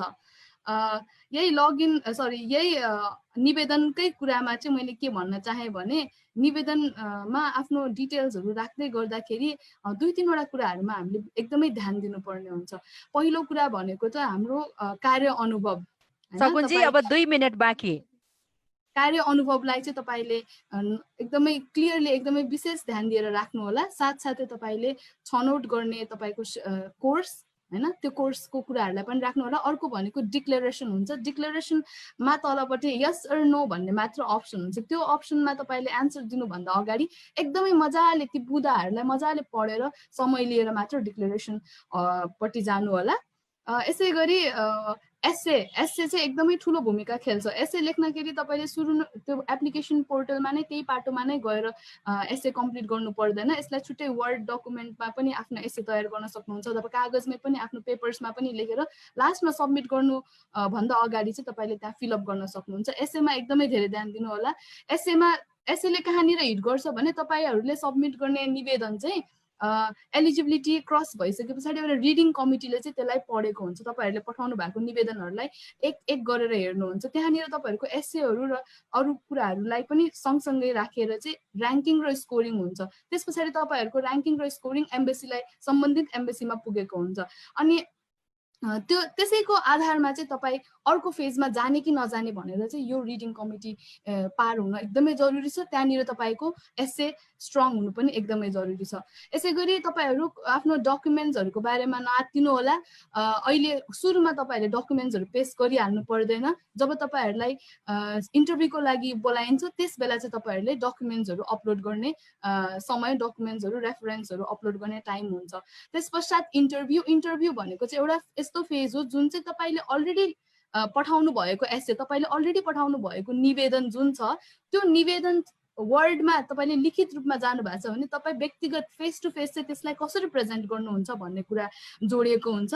यी कुराहरूमा विशेष ध्यान दिनुभयो भने मलाई लाग्छ पक्कै पनि तपाईँहरूले यस छात्रवृत्तिलाई पाउन सक्नुहुन्छ। र मेरो आज यहाँ आएर यसरी भन्नुको भूमिका पनि धेरैभन्दा धेरै व्यक्तिहरूले चाहिँ यस छात्रवृत्ति लाई ग्रहण गर्दै आफ्नो मास्टर्स डिग्री युकेमा पढ्ने मास्टर्स डिग्रीको सपना साकार गर्नलाई थोरै भए पनि सहज हुन्छ कि भनेर हो। यसै गरी युनिभर्सिटी अफर लेटर जुन छ, युनिभर्सिटी अफर पनि तपाईँहरूले यो चेभनिङ स्कलरसिपलाई अप्लाई गर्दा युनिभर्सिटीलाई पनि छुट्टै एडमिसनको लागि अप्लाई गर्नुपर्ने हुन्छ। यसको लागि पनि अहिले तुरुन्तै नोभेम्बर 3 गर्नुपर्छ भन्ने छैन। यसलाई पनि तपाईँले यसको लागि पनि समय हुन्छ। यति भन्दै मैले एउटा फेरि पनि डेडलाइन रिमाइन्ड गर्न चाहे। कार्तिक 18, 2077 नोभेम्बर 3, 2020 चाहिँ डेडलाइन रहेको छ। प्लिज यसमा तपाईँहरू एप्लिकेसन दिनु होला। Best of lock. मैले यहाँनिर सकाउनुभन्दा अगाडि अघि पनि हाम्रो होम सरले राख्नु भएको थियो scholarsfordev.com भनेर। त्यो चाहिँ मेरो आफ्नो अनुभवसँगै मैले स्कलरसिप कहाँ पाइन्छ, के पाइन्छ, चेभनिङ के हो भनेर मलाई केही पनि थाहा थिएन। मैले स्कलर्स फर डेभ गुगलमा कताबाट स्कलरसिप टाइप गर्दाखेरि यो मैले डिस्कभर गर्न पुगेँ। अघि नै भनिहाल्नु भयो यो कस्तो खालको ठुलो हब हो भनेर। र मैले स्कलरसिप अप्लाई गर्दाखेरि म खोटाङ जिल्लामा कार्यरत थिएँ। त्यहाँनिर आइएल्स क्लास वा कुनै पनि क्लास लिने सम्भावना नहुँदाखेरि मैले अनलाइन आइएल्स लिएकी थिएँ। यो ielslease.com भन्ने कम्युनिटी एकदमै हेल्पफुल हुन्छ। यसलाई नोट गर्नु होला। र यदि आज एकदमै समय छोटो भएको हुनाले मैले एकदमै यसलाई रन गरेँ। अझै पनि डिटेल्समा अझै पनि केही सपोर्ट या इन्फर्मेसन चाहिन्छ भने मेरो इमेल एड्रेसमा रिच गर्न सक्नुहुन्छ। धेरै धेरै धन्यवाद।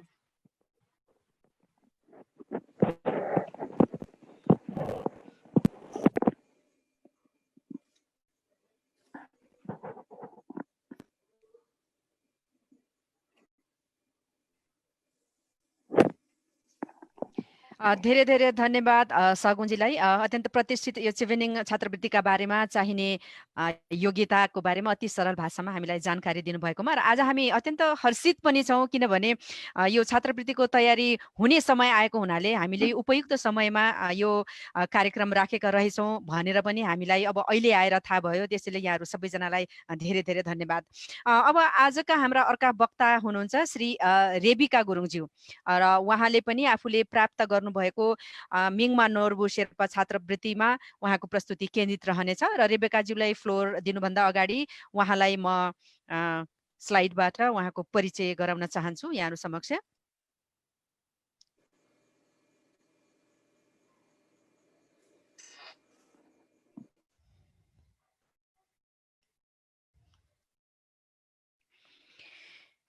रेबेका अझी लमजुङ को निवासी हुनुहुन्छ र उहाँ अहिले रुकुम पश्चिममा पहाडी साना किसानका लागि अनुकूलन आयोजनाको जिल्ला समन्वय इकाइमा जिल्ला जलवायु परिवर्तन विज्ञको रूपमा सन् 2019 को फेब्रुअरीबाट कार्यरत हुनुहुन्छ र यो आयोजना वन तथा वातावरण मन्त्रालयको नेतृत्वमा आइफाडको आर्थिक सहयोगमा थप 6 जिल्लाहरूमा कार्यान्वयन भइरहेको छ। रेबिकाज्यूले सन् 2016 देखि 18 मा मिङमा नोर्बु शेर्पा छात्रवृत्ति प्राप्त गरी न्युजिल्यान्डको लिङ्कन विश्वविद्यालयमा अप्लाइड साइन्समा स्नातकोत्तर पुरा गर्नुभएको छ। न्युजिल्यान्डमा रहँदा उहाँले आउटबाउन्ड वुमेन प्रोफेसनल कोर्स पनि पुरा गर्नुभएको छ भने टियुबाट उहाँले जीवशास्त्रमा स्नातकोत्तर पुरा गर्नुभएको छ। रेबिकाजी, अबको 10 मिनट समय तपाईँको, तपाईँलाई पनि म 2 मिनट बाँकी रहँदा यो समय जनाउ कार्ड देखाउनेछु। नाउ ओभर टु यु रेबिकाज्यू। हजुर, धन्यवाद अनिता दिदीज्यू। सम्पूर्णलाई म यहाँ नमस्कार छ्याजालो भन्न चाहन्छु। आज मलाई यहाँ आमन्त्रण गर्नुभएको टेकानेट र तमुयुला छोन्स्ती गुरुङ राष्ट्रिय परिषदलाई धन्यवाद दिँदै म मेरो प्रेजेन्टेसनतिर बढिहाल्छु अनि म स्लाइड सेयर पनि गरिहाल्छु।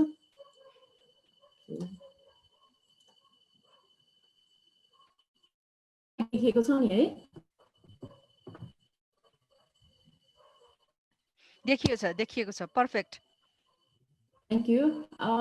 म मेरो केही अनुभवहरू यही स्कलरसिपमा राखेर, जस्तै मिङमा नोर्बु शेर्पा मेमोरियल स्कलरसिपको बारेमा कसरी अप्लाई गर्ने र मेरो अनुभवहरू के रह्यो र के सिकाइ छ भन्ने कुरा तपाईँहरूलाई बताउन चाहन्छु।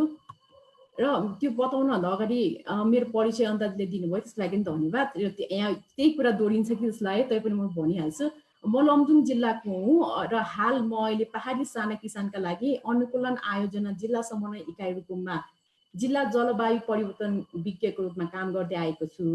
र यो कार्यक्रम चाहिँ वन तथा वातावरण मन्त्रालयको नेतृत्वमा र आइफेडको आर्थिक सहयोगमा चाहिँ 6 वटा अरू जिल्लामा चाहिँ भइरहेको छ।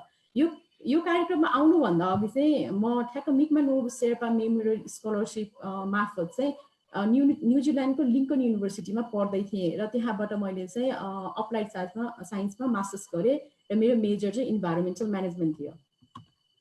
यो स्कलरसिप कस्तो हो भन्ने कौतूहलता होला होइन। यो स्कलरसिप चाहिँ विशेष गरेर प्राकृतिक स्रोत व्यवस्थापन, पर्यटन र वातावरण पढिरहनुभएका भाइ बहिनीहरू र यसमा काम गर्दै रहनुभएका साथीहरूको लागि हो विशेष। अनि यसले चाहिँ तपाईँको मास्टर्सको यात्रालाई सहयोग गर्छ। त्यो यात्रा चाहिँ टक पनि हुनसक्छ, जस्तै अघि हामी लिल दाइले भन्नुभयो जस्तै कोर्स मात्र लिने अनि अर्को रिसर्च पनि हुनसक्छ। रिसर्च 2 वर्षको हुन्छ भने टप मास्टर्स 1 वर्षको हुन्छ। यदि तपाईँ नेपालमा रहने नेपाली र 40 वर्षभन्दा कमको हुनुहुन्छ भने तपाईँ एलिजिबल हुनुहुन्छ यो स्कलरसिपको लागि।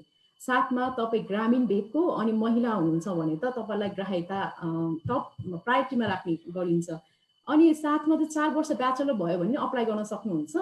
अनि त्यसमाथि तपाईँको अलरेडी मास्टर्स छ भने नि घबराउनु पर्ने कुरा छैन, तपाईँले यसमा चाहिँ अप्लाई गर्न सक्नुहुन्छ। अनि अर्को यसको विशेष भनेको चाहिँ तपाईँले आफ्नो 2 वर्षको कार्य अनुभव चाहिँ सकेको हुनुपर्छ।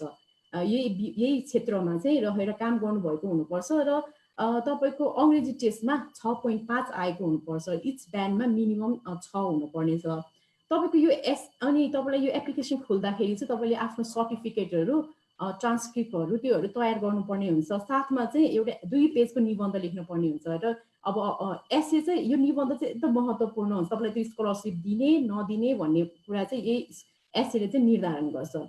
यो एसे चाहिँ मेरो पालामा चाहिँ मैले यो वातावरणमा काम गर्दा मेरो यात्राको बारेमा पढाइहरूको बारेमा के कस्तो थियो भनेर मलाई लेख्न त्यो एसेमा दिएको थियो। यो फरक पनि हुनसक्छ है। यो स्कलरसिप चाहिँ लिङ्कन युनिभर्सिटी न्युजिल्यान्डको लागि मात्रै हो। यो किन छ भन्ने कुरा पनि म अहिले भन्छु। यो स्कलरसिपको बारेमा भन्दै गर्दाखेरि चाहिँ यो स्कलरसिप कसरी स्थापना भयो भन्ने बारेमा म केही बताउन चाहन्छु। यो स्कलरसिप चाहिँ हाम्रो विश्वविख्यात संरक्षणविद स्वर्गीय मिगमा नोर्बु शेर्पाज्यूको नाममा रहन गएको छ। उहाँ चाहिँ सर एडमन्ड हिलारीले खुम्जुङमा खोल्नु भएको स्कुलको पनि विद्यार्थी हुनुहुन्थ्यो। साथमा न्युजिल्यान्डको लिङ्कन युनिभर्सिटी र क्यानाडाको म्यानिटोबा युनिभर्सिटीको पनि उहाँ चाहिँ भूतपूर्व विद्यार्थी हुनुहुन्थ्यो। साथै 1987 मा उहाँले चाहिँ फुल ब्राइट स्कलरमा पनि स्कलरसिपमा पनि गएर अमेरिकाको युनिभर्सिटी अफ मिशिगनमा पनि पढ्नु भएको थियो। उहाँलाई सायद मैले अन्नपूर्ण क्षेत्रसँग जोड्दाखेरि सबैले चिन्नुहुन्छ जस्तो लाग्यो होइन। उहाँ चाहिँ फर्स्ट डाइरेक्टर अफ एकिया भनेर पनि हामी चिन्छौँ संरक्षण क्षेत्रमा चाहिँ। अनि साथै उहाँ चाहिँ आफ्नो कम्युनिटीबाट पहिलो वार्डन पनि हुनुहुन्थ्यो। यो स्कलरसिप चाहिँ उहाँको मृत्यु पश्चात 2006 मा भएको भुन्साको दुःखद मृत्यु हेलिकप्टर क्रासपछि उहाँको मृत्यु पश्चात चाहिँ उहाँले काम गर्नुभएको क्षेत्रका साथीहरू मिलेर यो इन्स्टिट्युसनहरू मिलेर खोलिएको थियो। जस्तै WWF जहाँ उहाँ कार्यरत हुनुहुन्थ्यो, अनि लिङ्कन युनिभर्सिटी उहाँको पुरानो युनिभर्सिटी, अनि साथमा चाहिँ द ग्रेटर हिमालयन फाउन्डेसन। यो 3टा इन्स्टिट्युसनहरू मिलेर उहाँको नाममा यो स्कलरसिप खोलिएको हो। साथमा त्यो 24 जना संरक्षणविदहरूको मृत्युले खाली रहने पछि कन्जर्भेसनमा या संरक्षणमा खाली रहने त्यो सिटहरू खाली हुने अथवा त्यो जेनेरेसन ग्याप नहोस् भनेर पनि यो स्कलरसिपलाई चाहिँ अगाडि बढाइएको हो। यो स्कलरसिपले चाहिँ अहिलेसम्म 12 जना विद्यार्थीहरूलाई न्युजिल्यान्डमा लिङ्कन युनिभर्सिटीमा पढाएर उहाँहरू फर्किसक्नु भएको छ र विभिन्न क्षेत्रमा काम गर्दै हुनुहुन्छ भने 2 जना चाहिँ हाल अझै पनि पढ्दै हुनुहुन्छ। र यो प्रायः चाहिँ जुन जुलाईमा खुल्छ। यो चाहिँ अगस्तमा यसको डेडलाइन हुन्छ र प्रत्येक 2 वर्षको एकपटक चाहिँ 2टा स्कलरहरूलाई पनि पढ्नको लागि यसबाट छानिन्छ। र त्यहाँ एउटा समिति छ। त्यो समितिले चाहिँ एसेहरू छान्ने, सर्टिफिकेटहरू हेरेर एप्लिकेसनहरू छान्ने गर्दछ।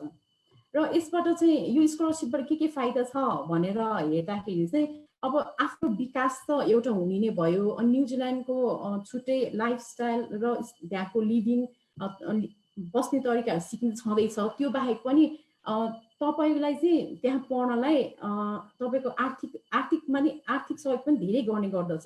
जस्तै तपाईँको ट्युसन पनि फुल पेमेन्ट हुन्छ, जुन चाहिँ लिङ्कन युनिभर्सिटीले यो खर्च उठाउँछ भने बस्ने खाने खर्च चाहिँ हाम्रो WWFले दिने गर्दछ। अनि यो round trip Kathmandu Christchurch university भएको ठाउँ युनिभर्सिटीबाट नेपाल फर्किँदा पनि तपाईँको प्लेनको भाडा पनि कभर गर्छ। साथमा तपाईँको भिसा प्रोसेसिङ खर्च पनि यसले उठाउने गर्छ। अनि यसलाई चाहिँ द ग्रेटर हिमालयन फाउन्डेसनले सहयोग गर्छ।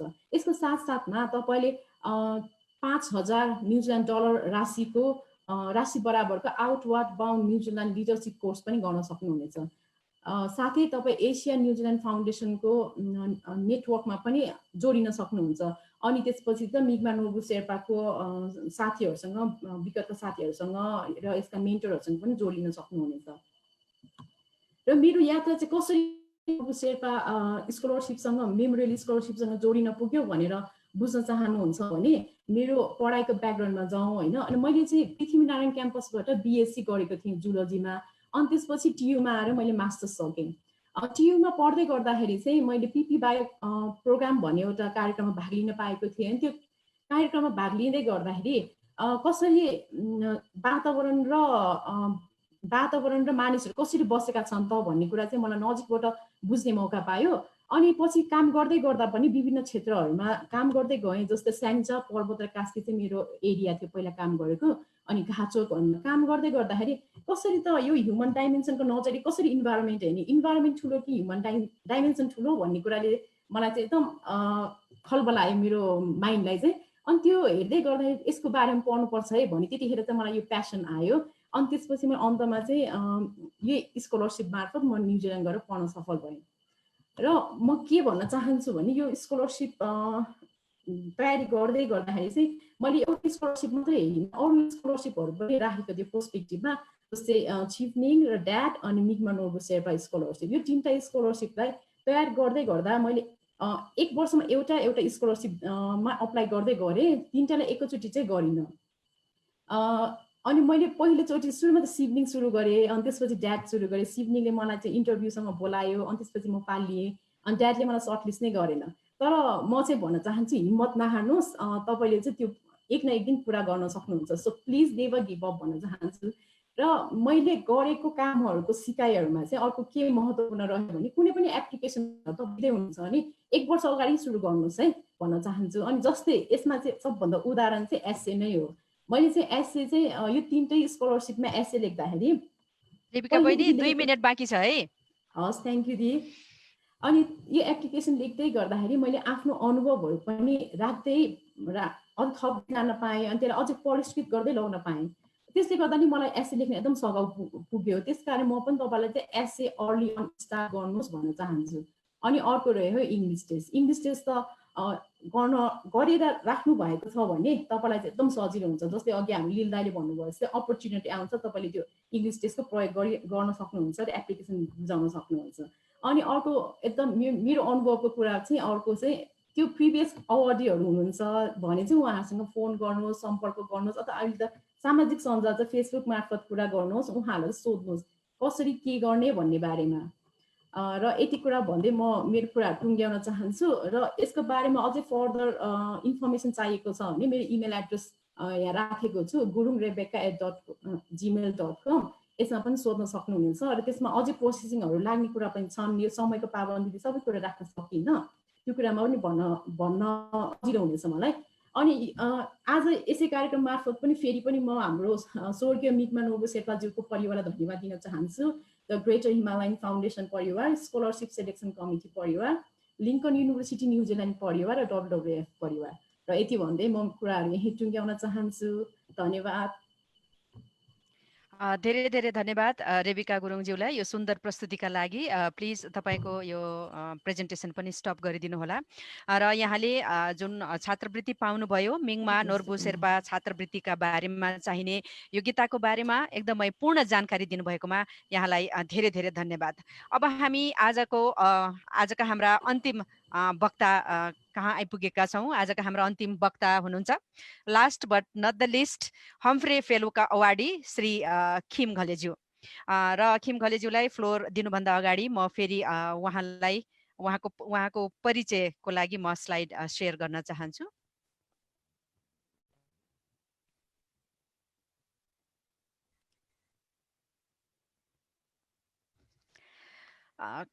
खिम घलेज्यू हाइलाइट्स टुरिज्मका सम्पादक हुनुहुन्छ र हाइलाइट्स टुरिज्म नेपालको पर्यटन क्षेत्रको प्रवर्धन गर्ने मुख्य उद्देश्य राखेर स्थापना गरिएको एउटा संसार गृह हो।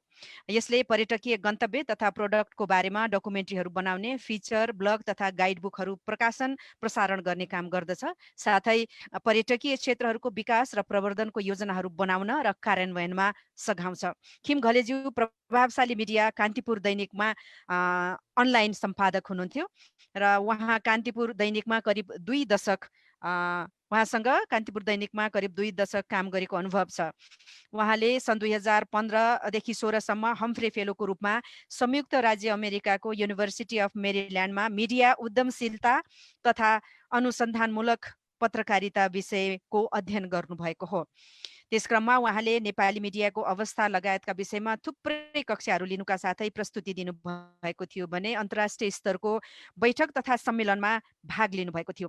आदिवासी जनजाति पत्रकार महासङ्घ फोनिजलाई पुनःस्थापना गर्ने मध्येका एक खिम घलेज्यू फोनिजका पूर्व अध्यक्ष पनि हुनुहुन्छ।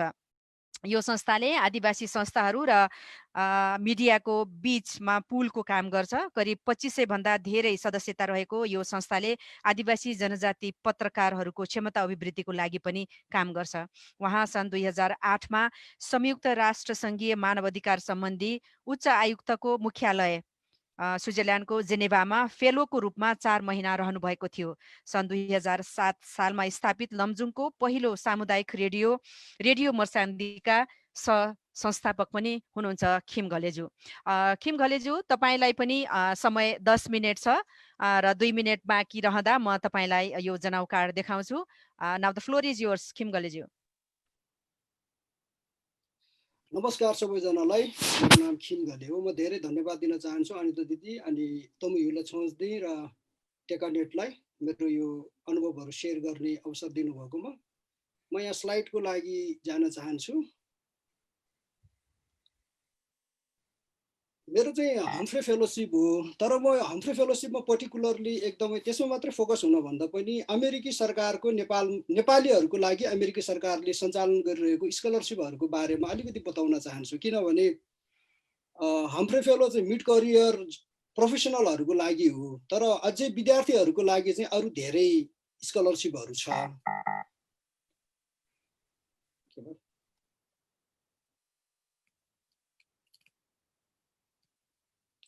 म सुरुमा चाहिँ थोरै मेरो बारेमा भन्न चाहन्छु।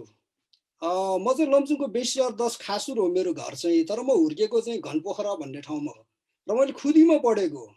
म यो किन भन्दैछु भने म जस्तै गाउँबाट पढेर आएको थुप्रै मान्छेको लागि सहयोगी सिद्ध होस् भन्ने हिसाबले म पछि त्यो किन कनेक्ट गर्न चाहन्छु। अनि मैले एमए गरेको मतलब मास्टरसम्मको पढाइ चाहिँ त्रिभुवन युनिभर्सिटीबाट गरेँ। अनि पछि हम्फ्रे फेलोको रूपमा भर्जिनिया टेक र युनिभर्सिटी अफ मेरील्यान्डमा पढेँ। कान्तिपुर दैनिकमा काम गरेँ, अघि पनि आइहाल्यो। रेडियो मर्सान्दिक स्थापना गरेँ। अहिले चाहिँ हाइलाइट टुरिज्म चलाउँछु र आदिवासी आन्दोलनमा विशेष चासो राख्छु। यो फोटोको यो हरियो घर चाहिँ मेरो हो। त्यहाँ चाहिँ होमस्टे छ मेरो गाउँमा। त्यहाँ चाहिँ मेरो गाउँको एकल महिलाहरूले, सिङ्गल वुमेनहरूले चाहिँ खाजा घर बनाएको छ। त्यता जानुभयो भने त्यहाँ पस्नु होला। नेपालमा अमेरिकी सरकारले चलाउने स्कलरसिपहरूको बारेमा चाहिँ तपाईँले युसेफ नेपाल fulbright.org. खिमजी, तपाईको स्लाइड मुभ भइराखेको छैन। फर्स्ट स्लाइडमै हुनुहुन्छ तपाईँ। हो र, मेरो यहाँ त चलिरहेको छ त। हो, एकैछिन है, यहाँ त मेरोमा मात्रै त होइन होला।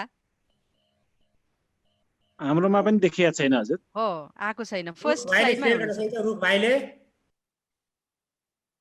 सबैकोमा आएको छैन हजुर। एकचोटि यसलाई क्लोज गरेर फेरि अन गर्नुहोस् न, फेरि सेयर गर्नुहोस् न स्टप गरेर।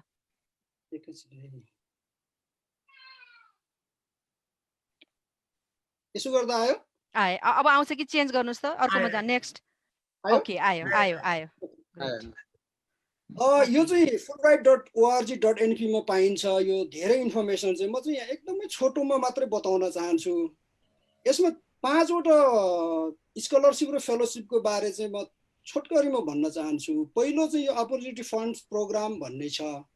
यो चाहिँ खास गरेर अमेरिकाको युनिभर्सिटीहरूमा स्कलरसिप हन्ट गर्ने विद्यार्थीहरूको लागि, कलेजहरूमा पढ्न जान चाहने विद्यार्थीहरूको लागि चाहिँ प्रिपेरेसनको लागि दिइने फन्ड हो।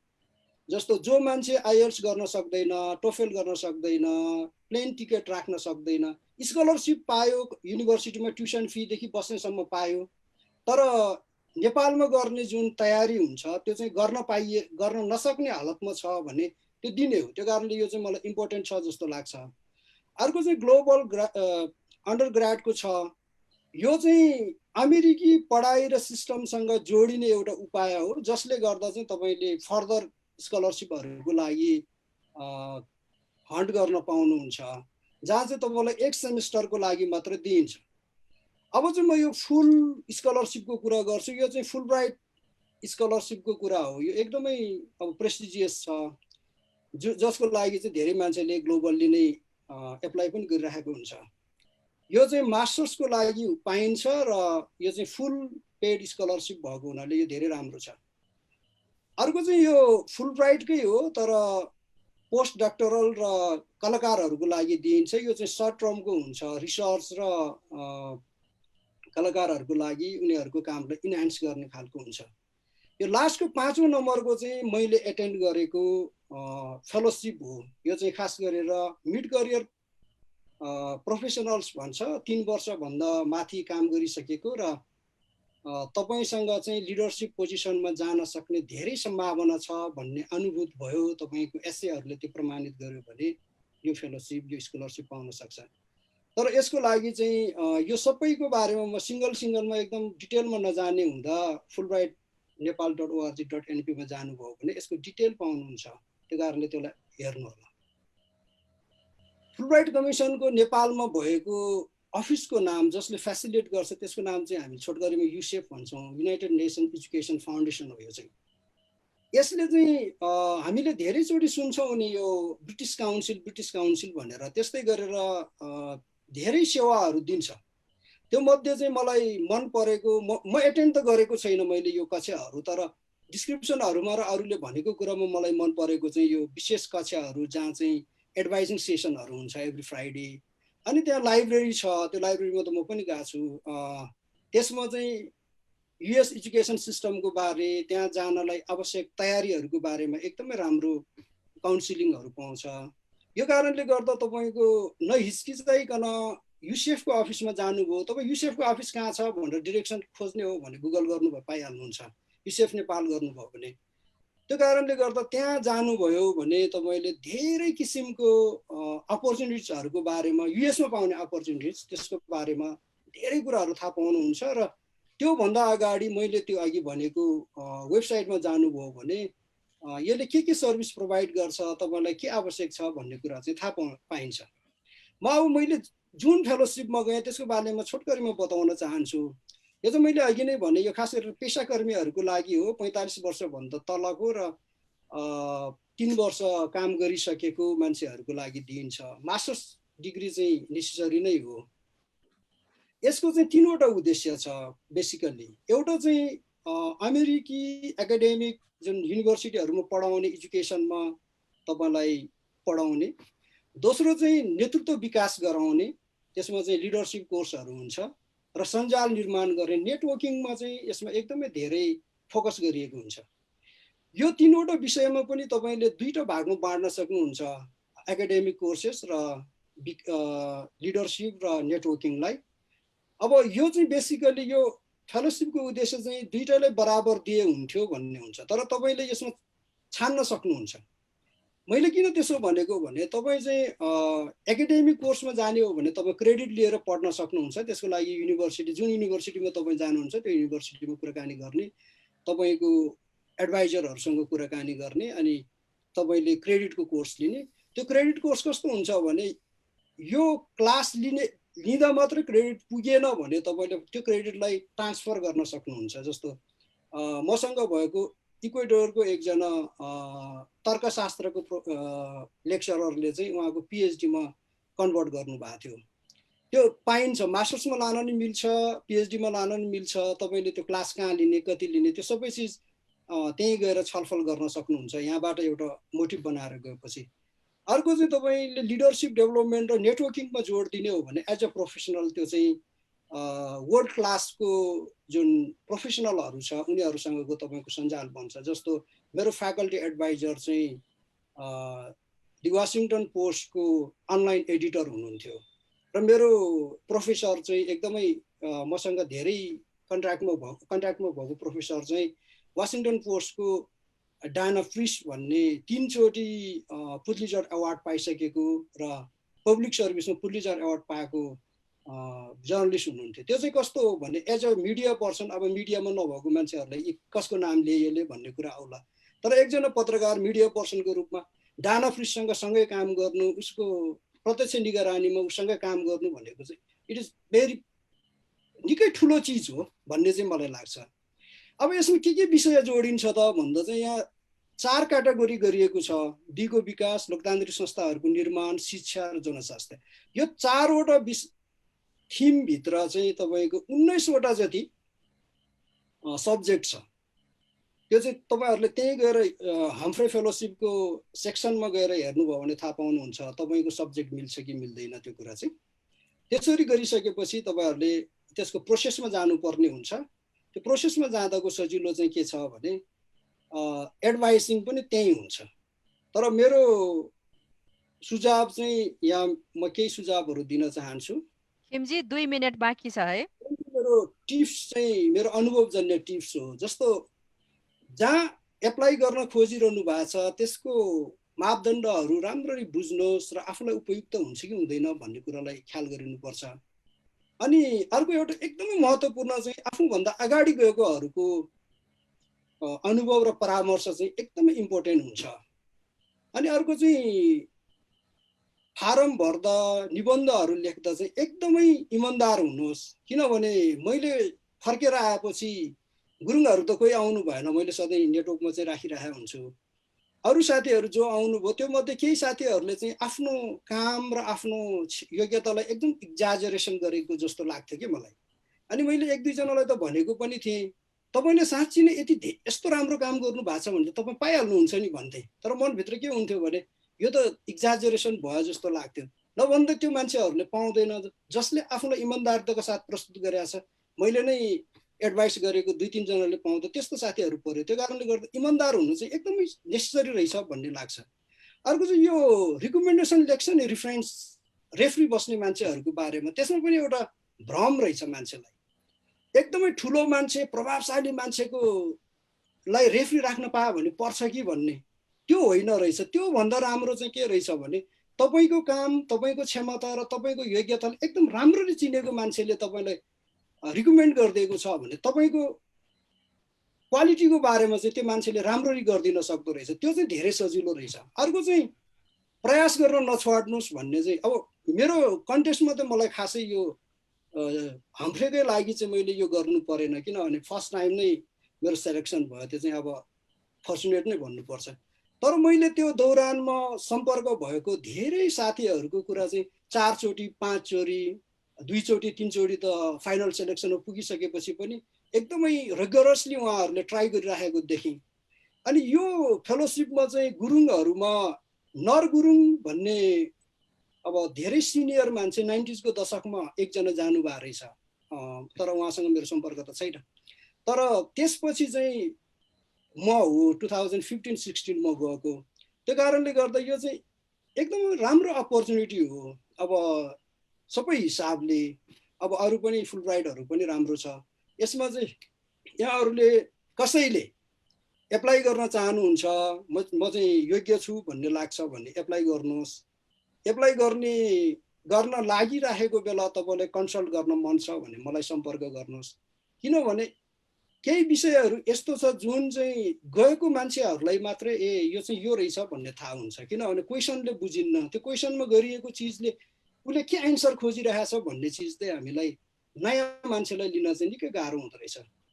म यति भन्दै टुङ्ग्याउन चाहन्छु। सबैलाई धन्यवाद, नमस्कार।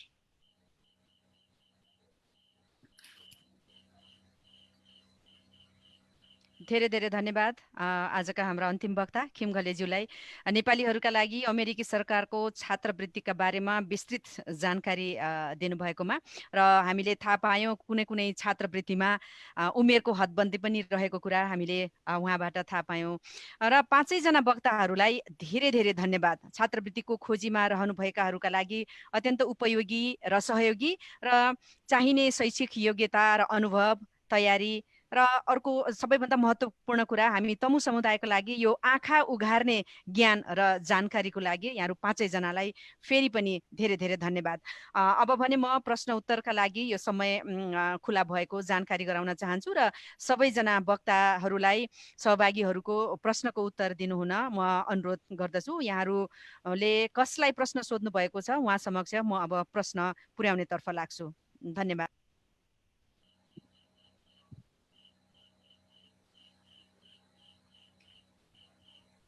यहाँ मलाई मुनजीले क्वेसन राख्नु भएको छ। My question is the speakers. After getting the scholarship and living abroad, studying, you must have faced many challenges too. What kept you going? Can anyone share one advice to the young and young at heart listeners भनेर सोध्नु भएको छ। जसले दिनुभए पनि भयो 5 जना मध्ये एकजनाले। मध्यम हस् हस् हुन्छ। मध्यम मेरो हो। ओके खिम भाइ प्लिज गो हेड। ओके, यसमा चाहिँ के छ भने धेरै मान्छेले के सोध्छ भने अब डेफिनेटली हामी हाम्रो देशभन्दा विकसित ठाउँमा गइरहेका हुन्छौँ, धेरै र्युमरहरू सुन्छौँ। मैले अब यो फुलब्राइट र हम्फ्रेको ओरिएन्टेसनहरूमा पनि यही भन्ने गर्छु। बेसिक रूप चाहिँ के हो भने हामीले बुझ्नुपर्ने, मेरो आफ्नो बुझाइ चाहिँ मेरो 2-3 ठाउँको अनुभवले पनि के भन्छ भने त्यहाँ पनि मान्छे हो उनीहरू भन्ने चाहिँ सबभन्दा पहिला हामीले बुझ्नुपर्छ। त्यहाँ खराब मान्छे पनि हुन्छ, राम्रो मान्छे पनि हुन्छ र नेपालमा जे कुरा फेस हुन्छ त्यो चाहिँ त्यहाँ पनि फेस हुन्छ भन्ने कुरा हुन्छ। अर्को कुरा हम्फ्रेकै कुरा गर्दा चाहिँ तपाईँलाई ओरिएन्टेसनहरू राम्रो हुन्छ र त्यहाँ गएर पनि तपाईँलाई लिडरसिपको कोर्सहरू पनि हुने हुँदा सँगसँगै तपाईँलाई धेरै ओरिएन्टेसनहरू हुन्छ। त्यो कारणले त्यति धेरै ठुलो समस्या चाहिँ बेहोर्दैन। तर अरू स्कलरसिपहरूमा आउनेहरूकोमा चाहिँ केही समस्याहरू मैले त्यहाँ फेस गरेँ, मसँग इन्टरेक्ट गर्दा पनि उहाँहरूले गरेको समस्याहरू मैले बुझेँ। त्यो कारणले गर्दा सबैभन्दा पहिला चाहिँ जानुभन्दा अगाडि पनि अलिअलि स्टडी गर्नुपर्छ। गएर आएको पास फेलोहरू जस्तो तपाईँ कुन युनिभर्सिटी जाँदै हुनुहुन्छ त्यो त थाहा भइसक्छ। त्यो युनिभर्सिटीको फेलोहरू या पहिला गएको मान्छेहरूसँग तपाईँले सकेसम्म सम्पर्क गर्ने र के च्यालेन्जेसहरू आउन सक्छ भनेर सोध्ने। जस्तो म भर्जिनिया टेक भन्ने एउटा युनिभर्सिटीमा सबभन्दा पहिला गएँ, त्यसको र युनिभर्सिटी अफ म्यारिल्यान्डको इन्भाइरोमेन्ट चाहिँ निकै फरक थियो। त्यो कारणले गर्दा भर्जिनिया टेकमा मैले जे चिज बेहोर्छु युनिभर्सिटी अफ म्यारिल्यान्डमा चाहिँ त्यो नबेहोर्न सक्छु। त्यो कारणले गर्दा अर्को कुरा चाहिँ सबैभन्दा पहिलो तपाईँले लजाउनु भएन, डराउनु भएन।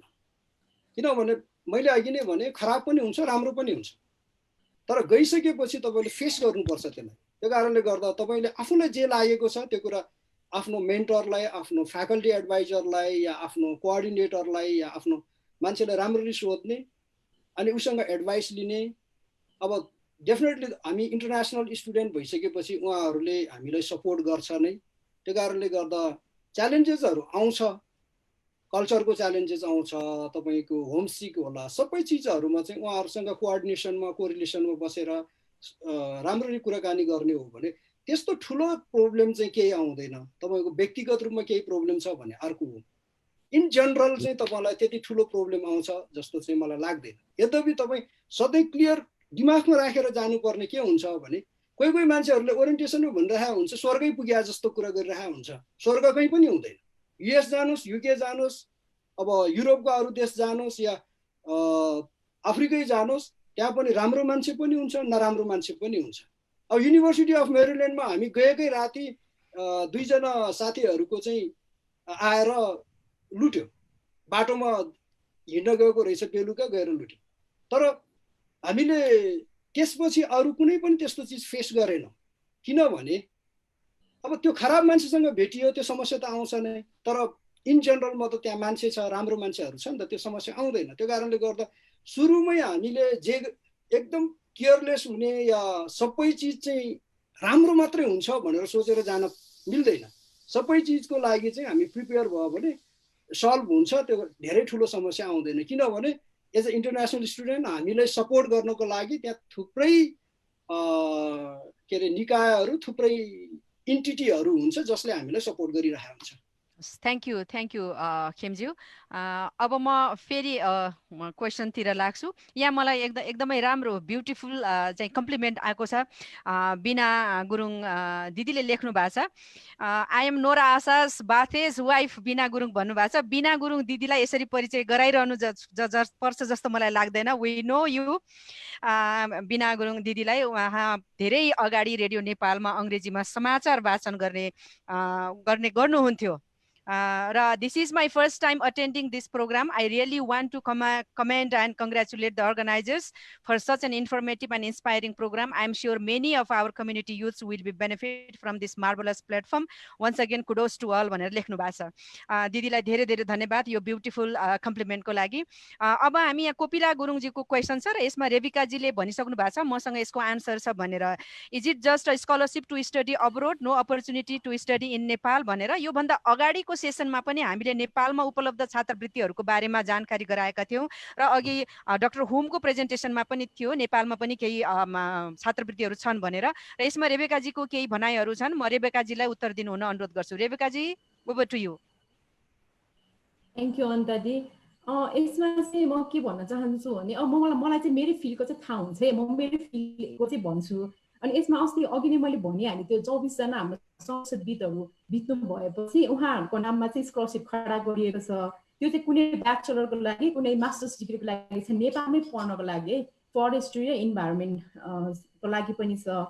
जस्तै Chandra Gurung memorial fellowship, Mingma Norbu Sherpa memorial fellowship, यो मेरै नामको फेलोसिप फेरि अर्को नेपालमै पढ्नको लागि पनि छ त्यो चाहिँ। अनि अर्को चाहिँ Nepal conservation memorial fellowship scholarship अनि जिलियन बाउलिङ मेमोरियल स्कलरसिप, यस्तोहरू थुप्रै स्कलरसिपहरू छ। म यसको वेबसाइट चाहिँ तपाईँहरूलाई यो च्याट बक्समा नि हालिदिन्छु होइन। अनि मैले साथसाथमा चाहिँ एकपटक एकजना अग्रज व्यक्ति भेट हुनुभएको थियो, उहाँले चाहिँ डाक्टर हर्क गुरुङको नाममा निस्किएको स्कलरसिप चाहिँ थेसिसमा प्रयोग गर्नुभएको रहेछ।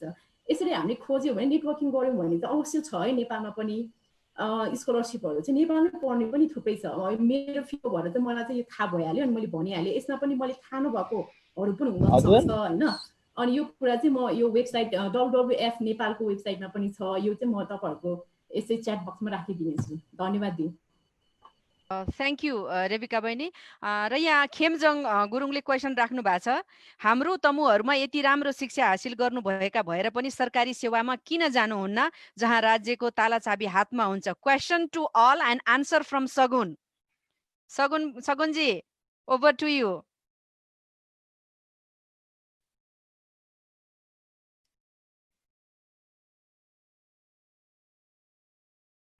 सगुनजी, तपाईँको आवाज आइराखेको छैन।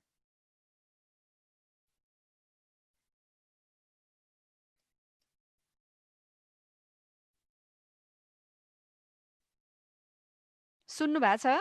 मैले चाहिँ म्युट हुनुभयो। ओके, छैन आवाज आएन। आवाज आएको छैन। सगुनजीको हामी एकछिनमा सुनाउला। खेमजङ ज्यूले आन्सर माग्नु भएको छ उहाँबाट। एकचोटि बोल्नुहोस् त सगुनजी फेरि। छैन उहाँको। उहाँ बाहेक अरू कसैले दिन चाहनुहुन्छ?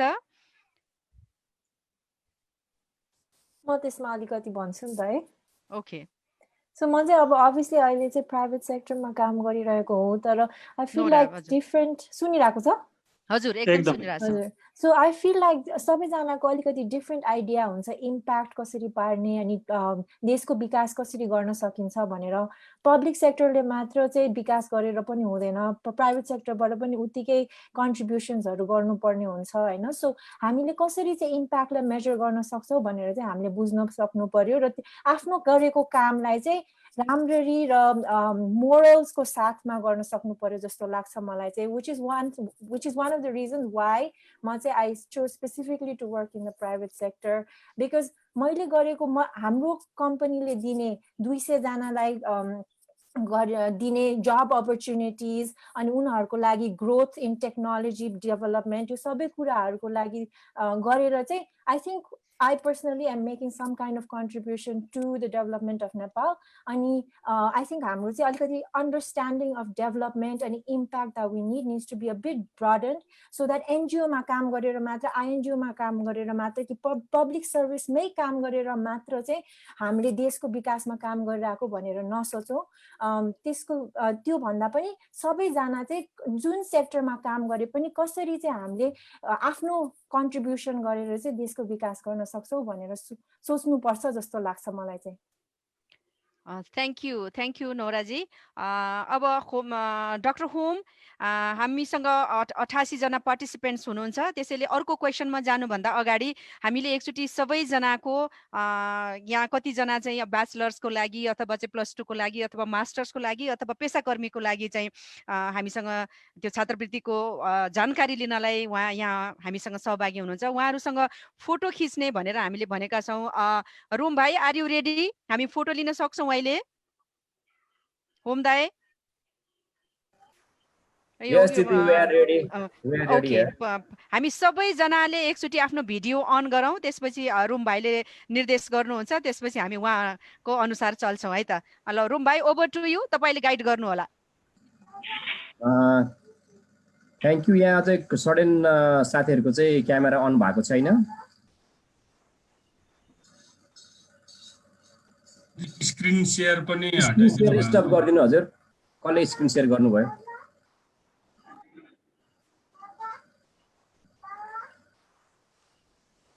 Screen share stop. Okay fine. सबैजना साथीहरूले क्यामेरा अन गरिदिनु होला हजुर। हामी ग्रुप फोटो लिँदैछौँ। Specially youth, very important. आज हामी युथको चाहिँ अनुभव हेर्न चाहन्छौँ। स्क्रिन सेयर नगरिदिनु प्लिज।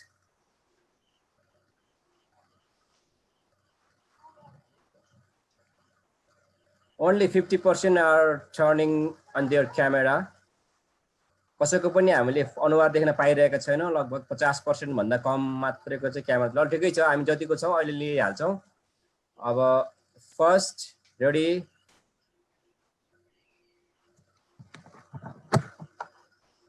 अब मैले यहाँ 4 पेज चाहिँ मैले फर्स्ट पेजको लिँदैछु। फर्स्ट पेजमा हामी रेडी 1 2 3।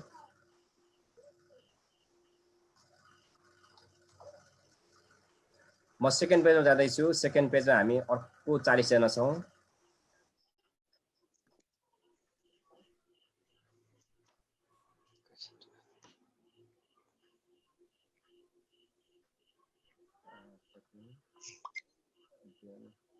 थर्ड पेजमा जाँदैछु म। थर्ड पेजमा धेरैजनाको क्यामेरा लगभग 20% मात्र क्यामेरा अन छ।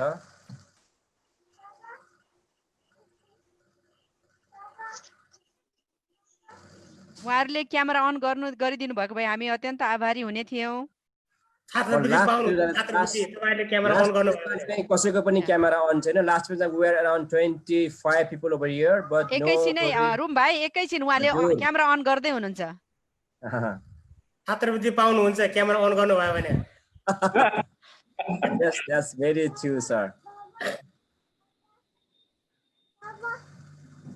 पहिला तपाईको स्कलरशिप पाउनको लागि तपाईले फेस देखाउन सक्नु पर्यो। तपाईले you have to face your हुन्छ नि, देखाउन सक्नु पर्यो। कसैले पनि क्यामेरा अन गर्नु भएकै छैन। कसैले my camera is not working पनि भन्नु भएको छ। ल ठिकै छ हजुर, मैले जे छ त्यही गर्दिए। मैले अब लास्ट पेजको क्यामेरा फोटो लिँदै छु। हामी around 25 people over in last page. 30 जना छौँ हामी। हस्, थ्याङ्क यू। मैले जति सकेँ त्यति क्याप्चर गरेँ। हस्, थ्याङ्क यू। धेरै धेरै धन्यवाद हाम्रो रोम भाइलाई। हाम्रो चाहिँ एकदमै प्रोफेसनल फोटोग्राफर टेका नेटको र तमयुलाको। अब फेरि म यहाँहरूले राख्नुभएको क्वेसनमा जान्छु। यहाँ मीना गुरुङले लेख्नु भएको छ, नमस्कार, I am doing bachelor in fashion designing. For the further studies, is the scholarship facility provided for this faculty? भनेर सोध्नु भएको छ। कसले उत्तर दिन सक्नुहुन्छ उहाँको प्रश्नको बारेमा?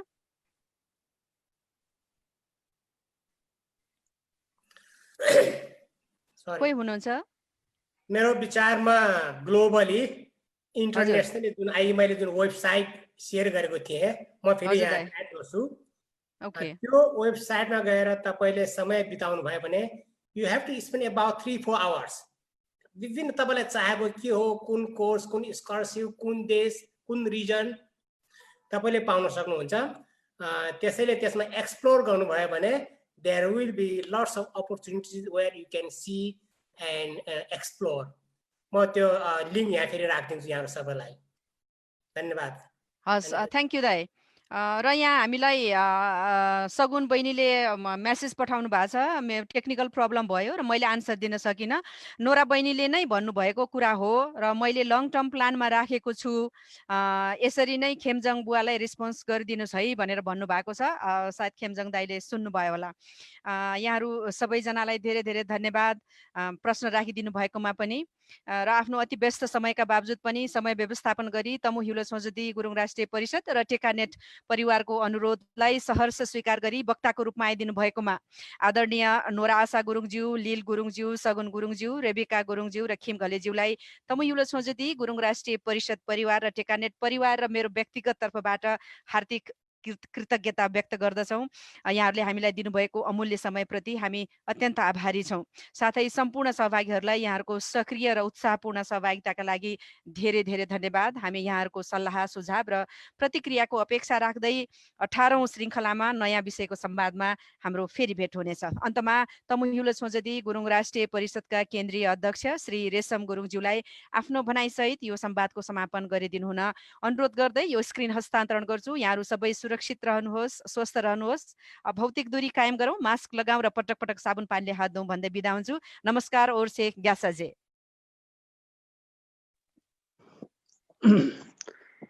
हजुर, धन्यवाद अनिताजी। सबभन्दा पहिले म टेकानेटमा क्रियाशील सबै साथीहरूलाई म धेरै धन्यवाद दिन चाहन्छु, डाक्टर होम लगायत सबैलाई। आजको स्रोत व्यक्तिको रूपमा उपस्थित खिम घलेजी लमजुङ, रेविकाजी लमजुङ, त्यसपछि नोराजी काठमाडौँ, लीलजी कास्की, सगुन गुरुङ लमजुङ, उहाँहरूलाई स्रोत व्यक्तिको रूपमा पाउँदा तमु ह्युलस मजुदी गुरुङ राष्ट्रिय परिषद र टेकानेट परिवार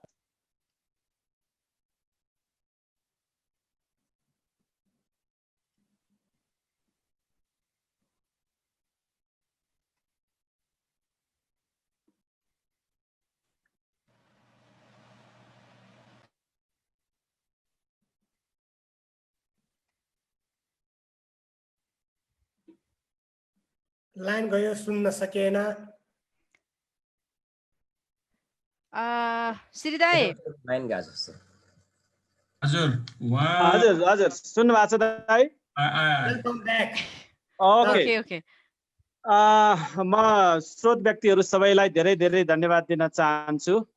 फेरि पनि म दोहोऱ्याउन चाहन्छु, खिम घलेजी लमजुङ, रेविकाजी लमजुङ, नोरा नानी काठमाडौँ, लीलजी कास्की, सगुन नानी लमजुङ, उहाँहरूप्रति तमु ह्युलस मजुदी गुरुङ राष्ट्रिय परिषद र टेकानेटको परिवार एकदम गौरव अनुभूति गर्न चाहन्छ, खुसी व्यक्त गर्न चाहन्छु। त्यस्तै यही सन्दर्भमा जुम लिङ्कको प्रायोजनकर्ता अञ्जना गुरुङ अमेरिकालाई पनि म एकदम धन्यवाद दिन चाहन्छु।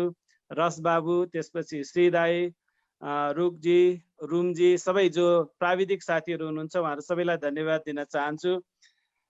मैले यहाँ हेर्दा एउटा कुरा मात्रै म निवेदन गर्न चाहन्छु, यत्रो धेरै पढेका मान्छेहरू छन्, हामी सरकारी निकायमा किन देखिएन होला भन्ने मान्छेहरूको जुन उत्सुकता छ, मेरो विचारमा के लाग्छ भने गुरुङहरूको स्वभाव र नेपाली शासकहरूको स्वभावको कहीँ मिल्ती भएको छैन कि जस्तो मलाई लाग्छ। त्यो कारणले गर्दाखेरि हाम्रो मान्छेहरू त्यहाँ देखिया छैन कि, त्यो पनि एउटा कारण हो कि जस्तो मलाई आज कार्यक्रम सुनिराखेको बखतमा अनुभूति भयो।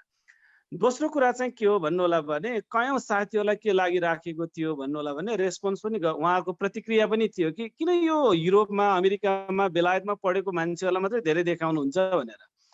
तर अहिले हामी सबैको लागि सौभाग्यको कुरा के भन्नु होला भने जो युथहरूलाई हामीले यहाँ पस्कन पायौँ तपाईँहरूको सामु, उहाँहरू जुन संसारको जुनसुकै ठाउँमा स्कलरसिप प्राप्त गर्नु भए तापनि उहाँहरू सबै स्वदेशमा आएर सेवा गरिराख्नु भएको छ। इभन अहिले जो लीलजी अस्ट्रेलियामा चाहिँ हुनुहुन्छ, उहाँको चाहिँ पढाइकै दौरानमा, अध्ययनकै दौरानमा उहाँले सकेर फेरि नेपाल फर्कदै हुनुहुन्छ। यो हामी सबैको लागि एउटा खुसीको खबर हो।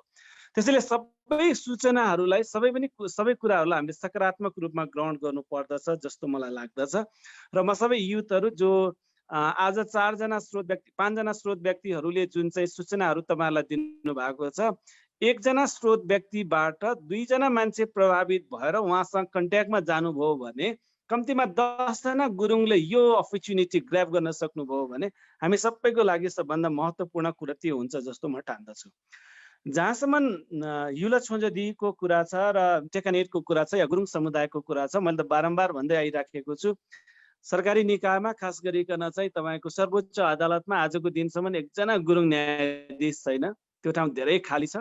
निजामतीको क्षेत्रमा हाम्रो धेरै मान्छे, धेरै ठुलो चाहिँ ग्याप छ।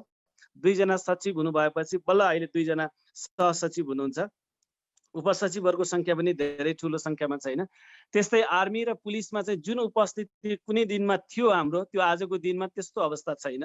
राजनीतिमा पनि हामीले हेऱ्यौँ भने हाम्रो धेरै राम्रो अवस्था देखिँदैन। त्यसैले यो सबैलाई ग्यापहरूलाई पुरा गर्नको निम्ति पढेका मान्छेहरूले मात्रै सक्छन्। त्यसैले शिक्षाको कुनै अर्को विकल्प छैन, चाहे त्यो नेपालमा लिनुहोस्, चाहे त्यो संसारको जुनसुकै ठाउँमा लिनुहोस्। त्यसको निम्ति म यहाँहरू सबैलाई अपिल गर्दै फेरि पनि अर्को सेसन चाहिँ हामी आउँदो बुधबारको दिनमा चाहिँ डाक्टर हर्क गुरुङ र डाक्टर चन्द्र गुरुङलाई सम्झँदै हामी एउटा कार्यक्रम गर्न गइराखेका छौँ। त्यसको चाहिँ फ्लायर चाहिँ रस बाबुले सेयर गरिदिँदै हुनुहुन्छ। रस बाबु सेयर गरिदिनु होला र सबैलाई आयोजकहरूको तर्फबाट सबैलाई म विशेष धन्यवाद दिन चाहन्छु र यसका निम्ति पनि जो सहभागीहरू हुनुहुन्छ उहाँहरूलाई पनि म धेरै धेरै धन्यवाद दिँदै यो कार्यक्रम पनि यही समापन भएको घोषणा गर्न चाहन्छु। धन्यवाद। छ्याजल हजुर।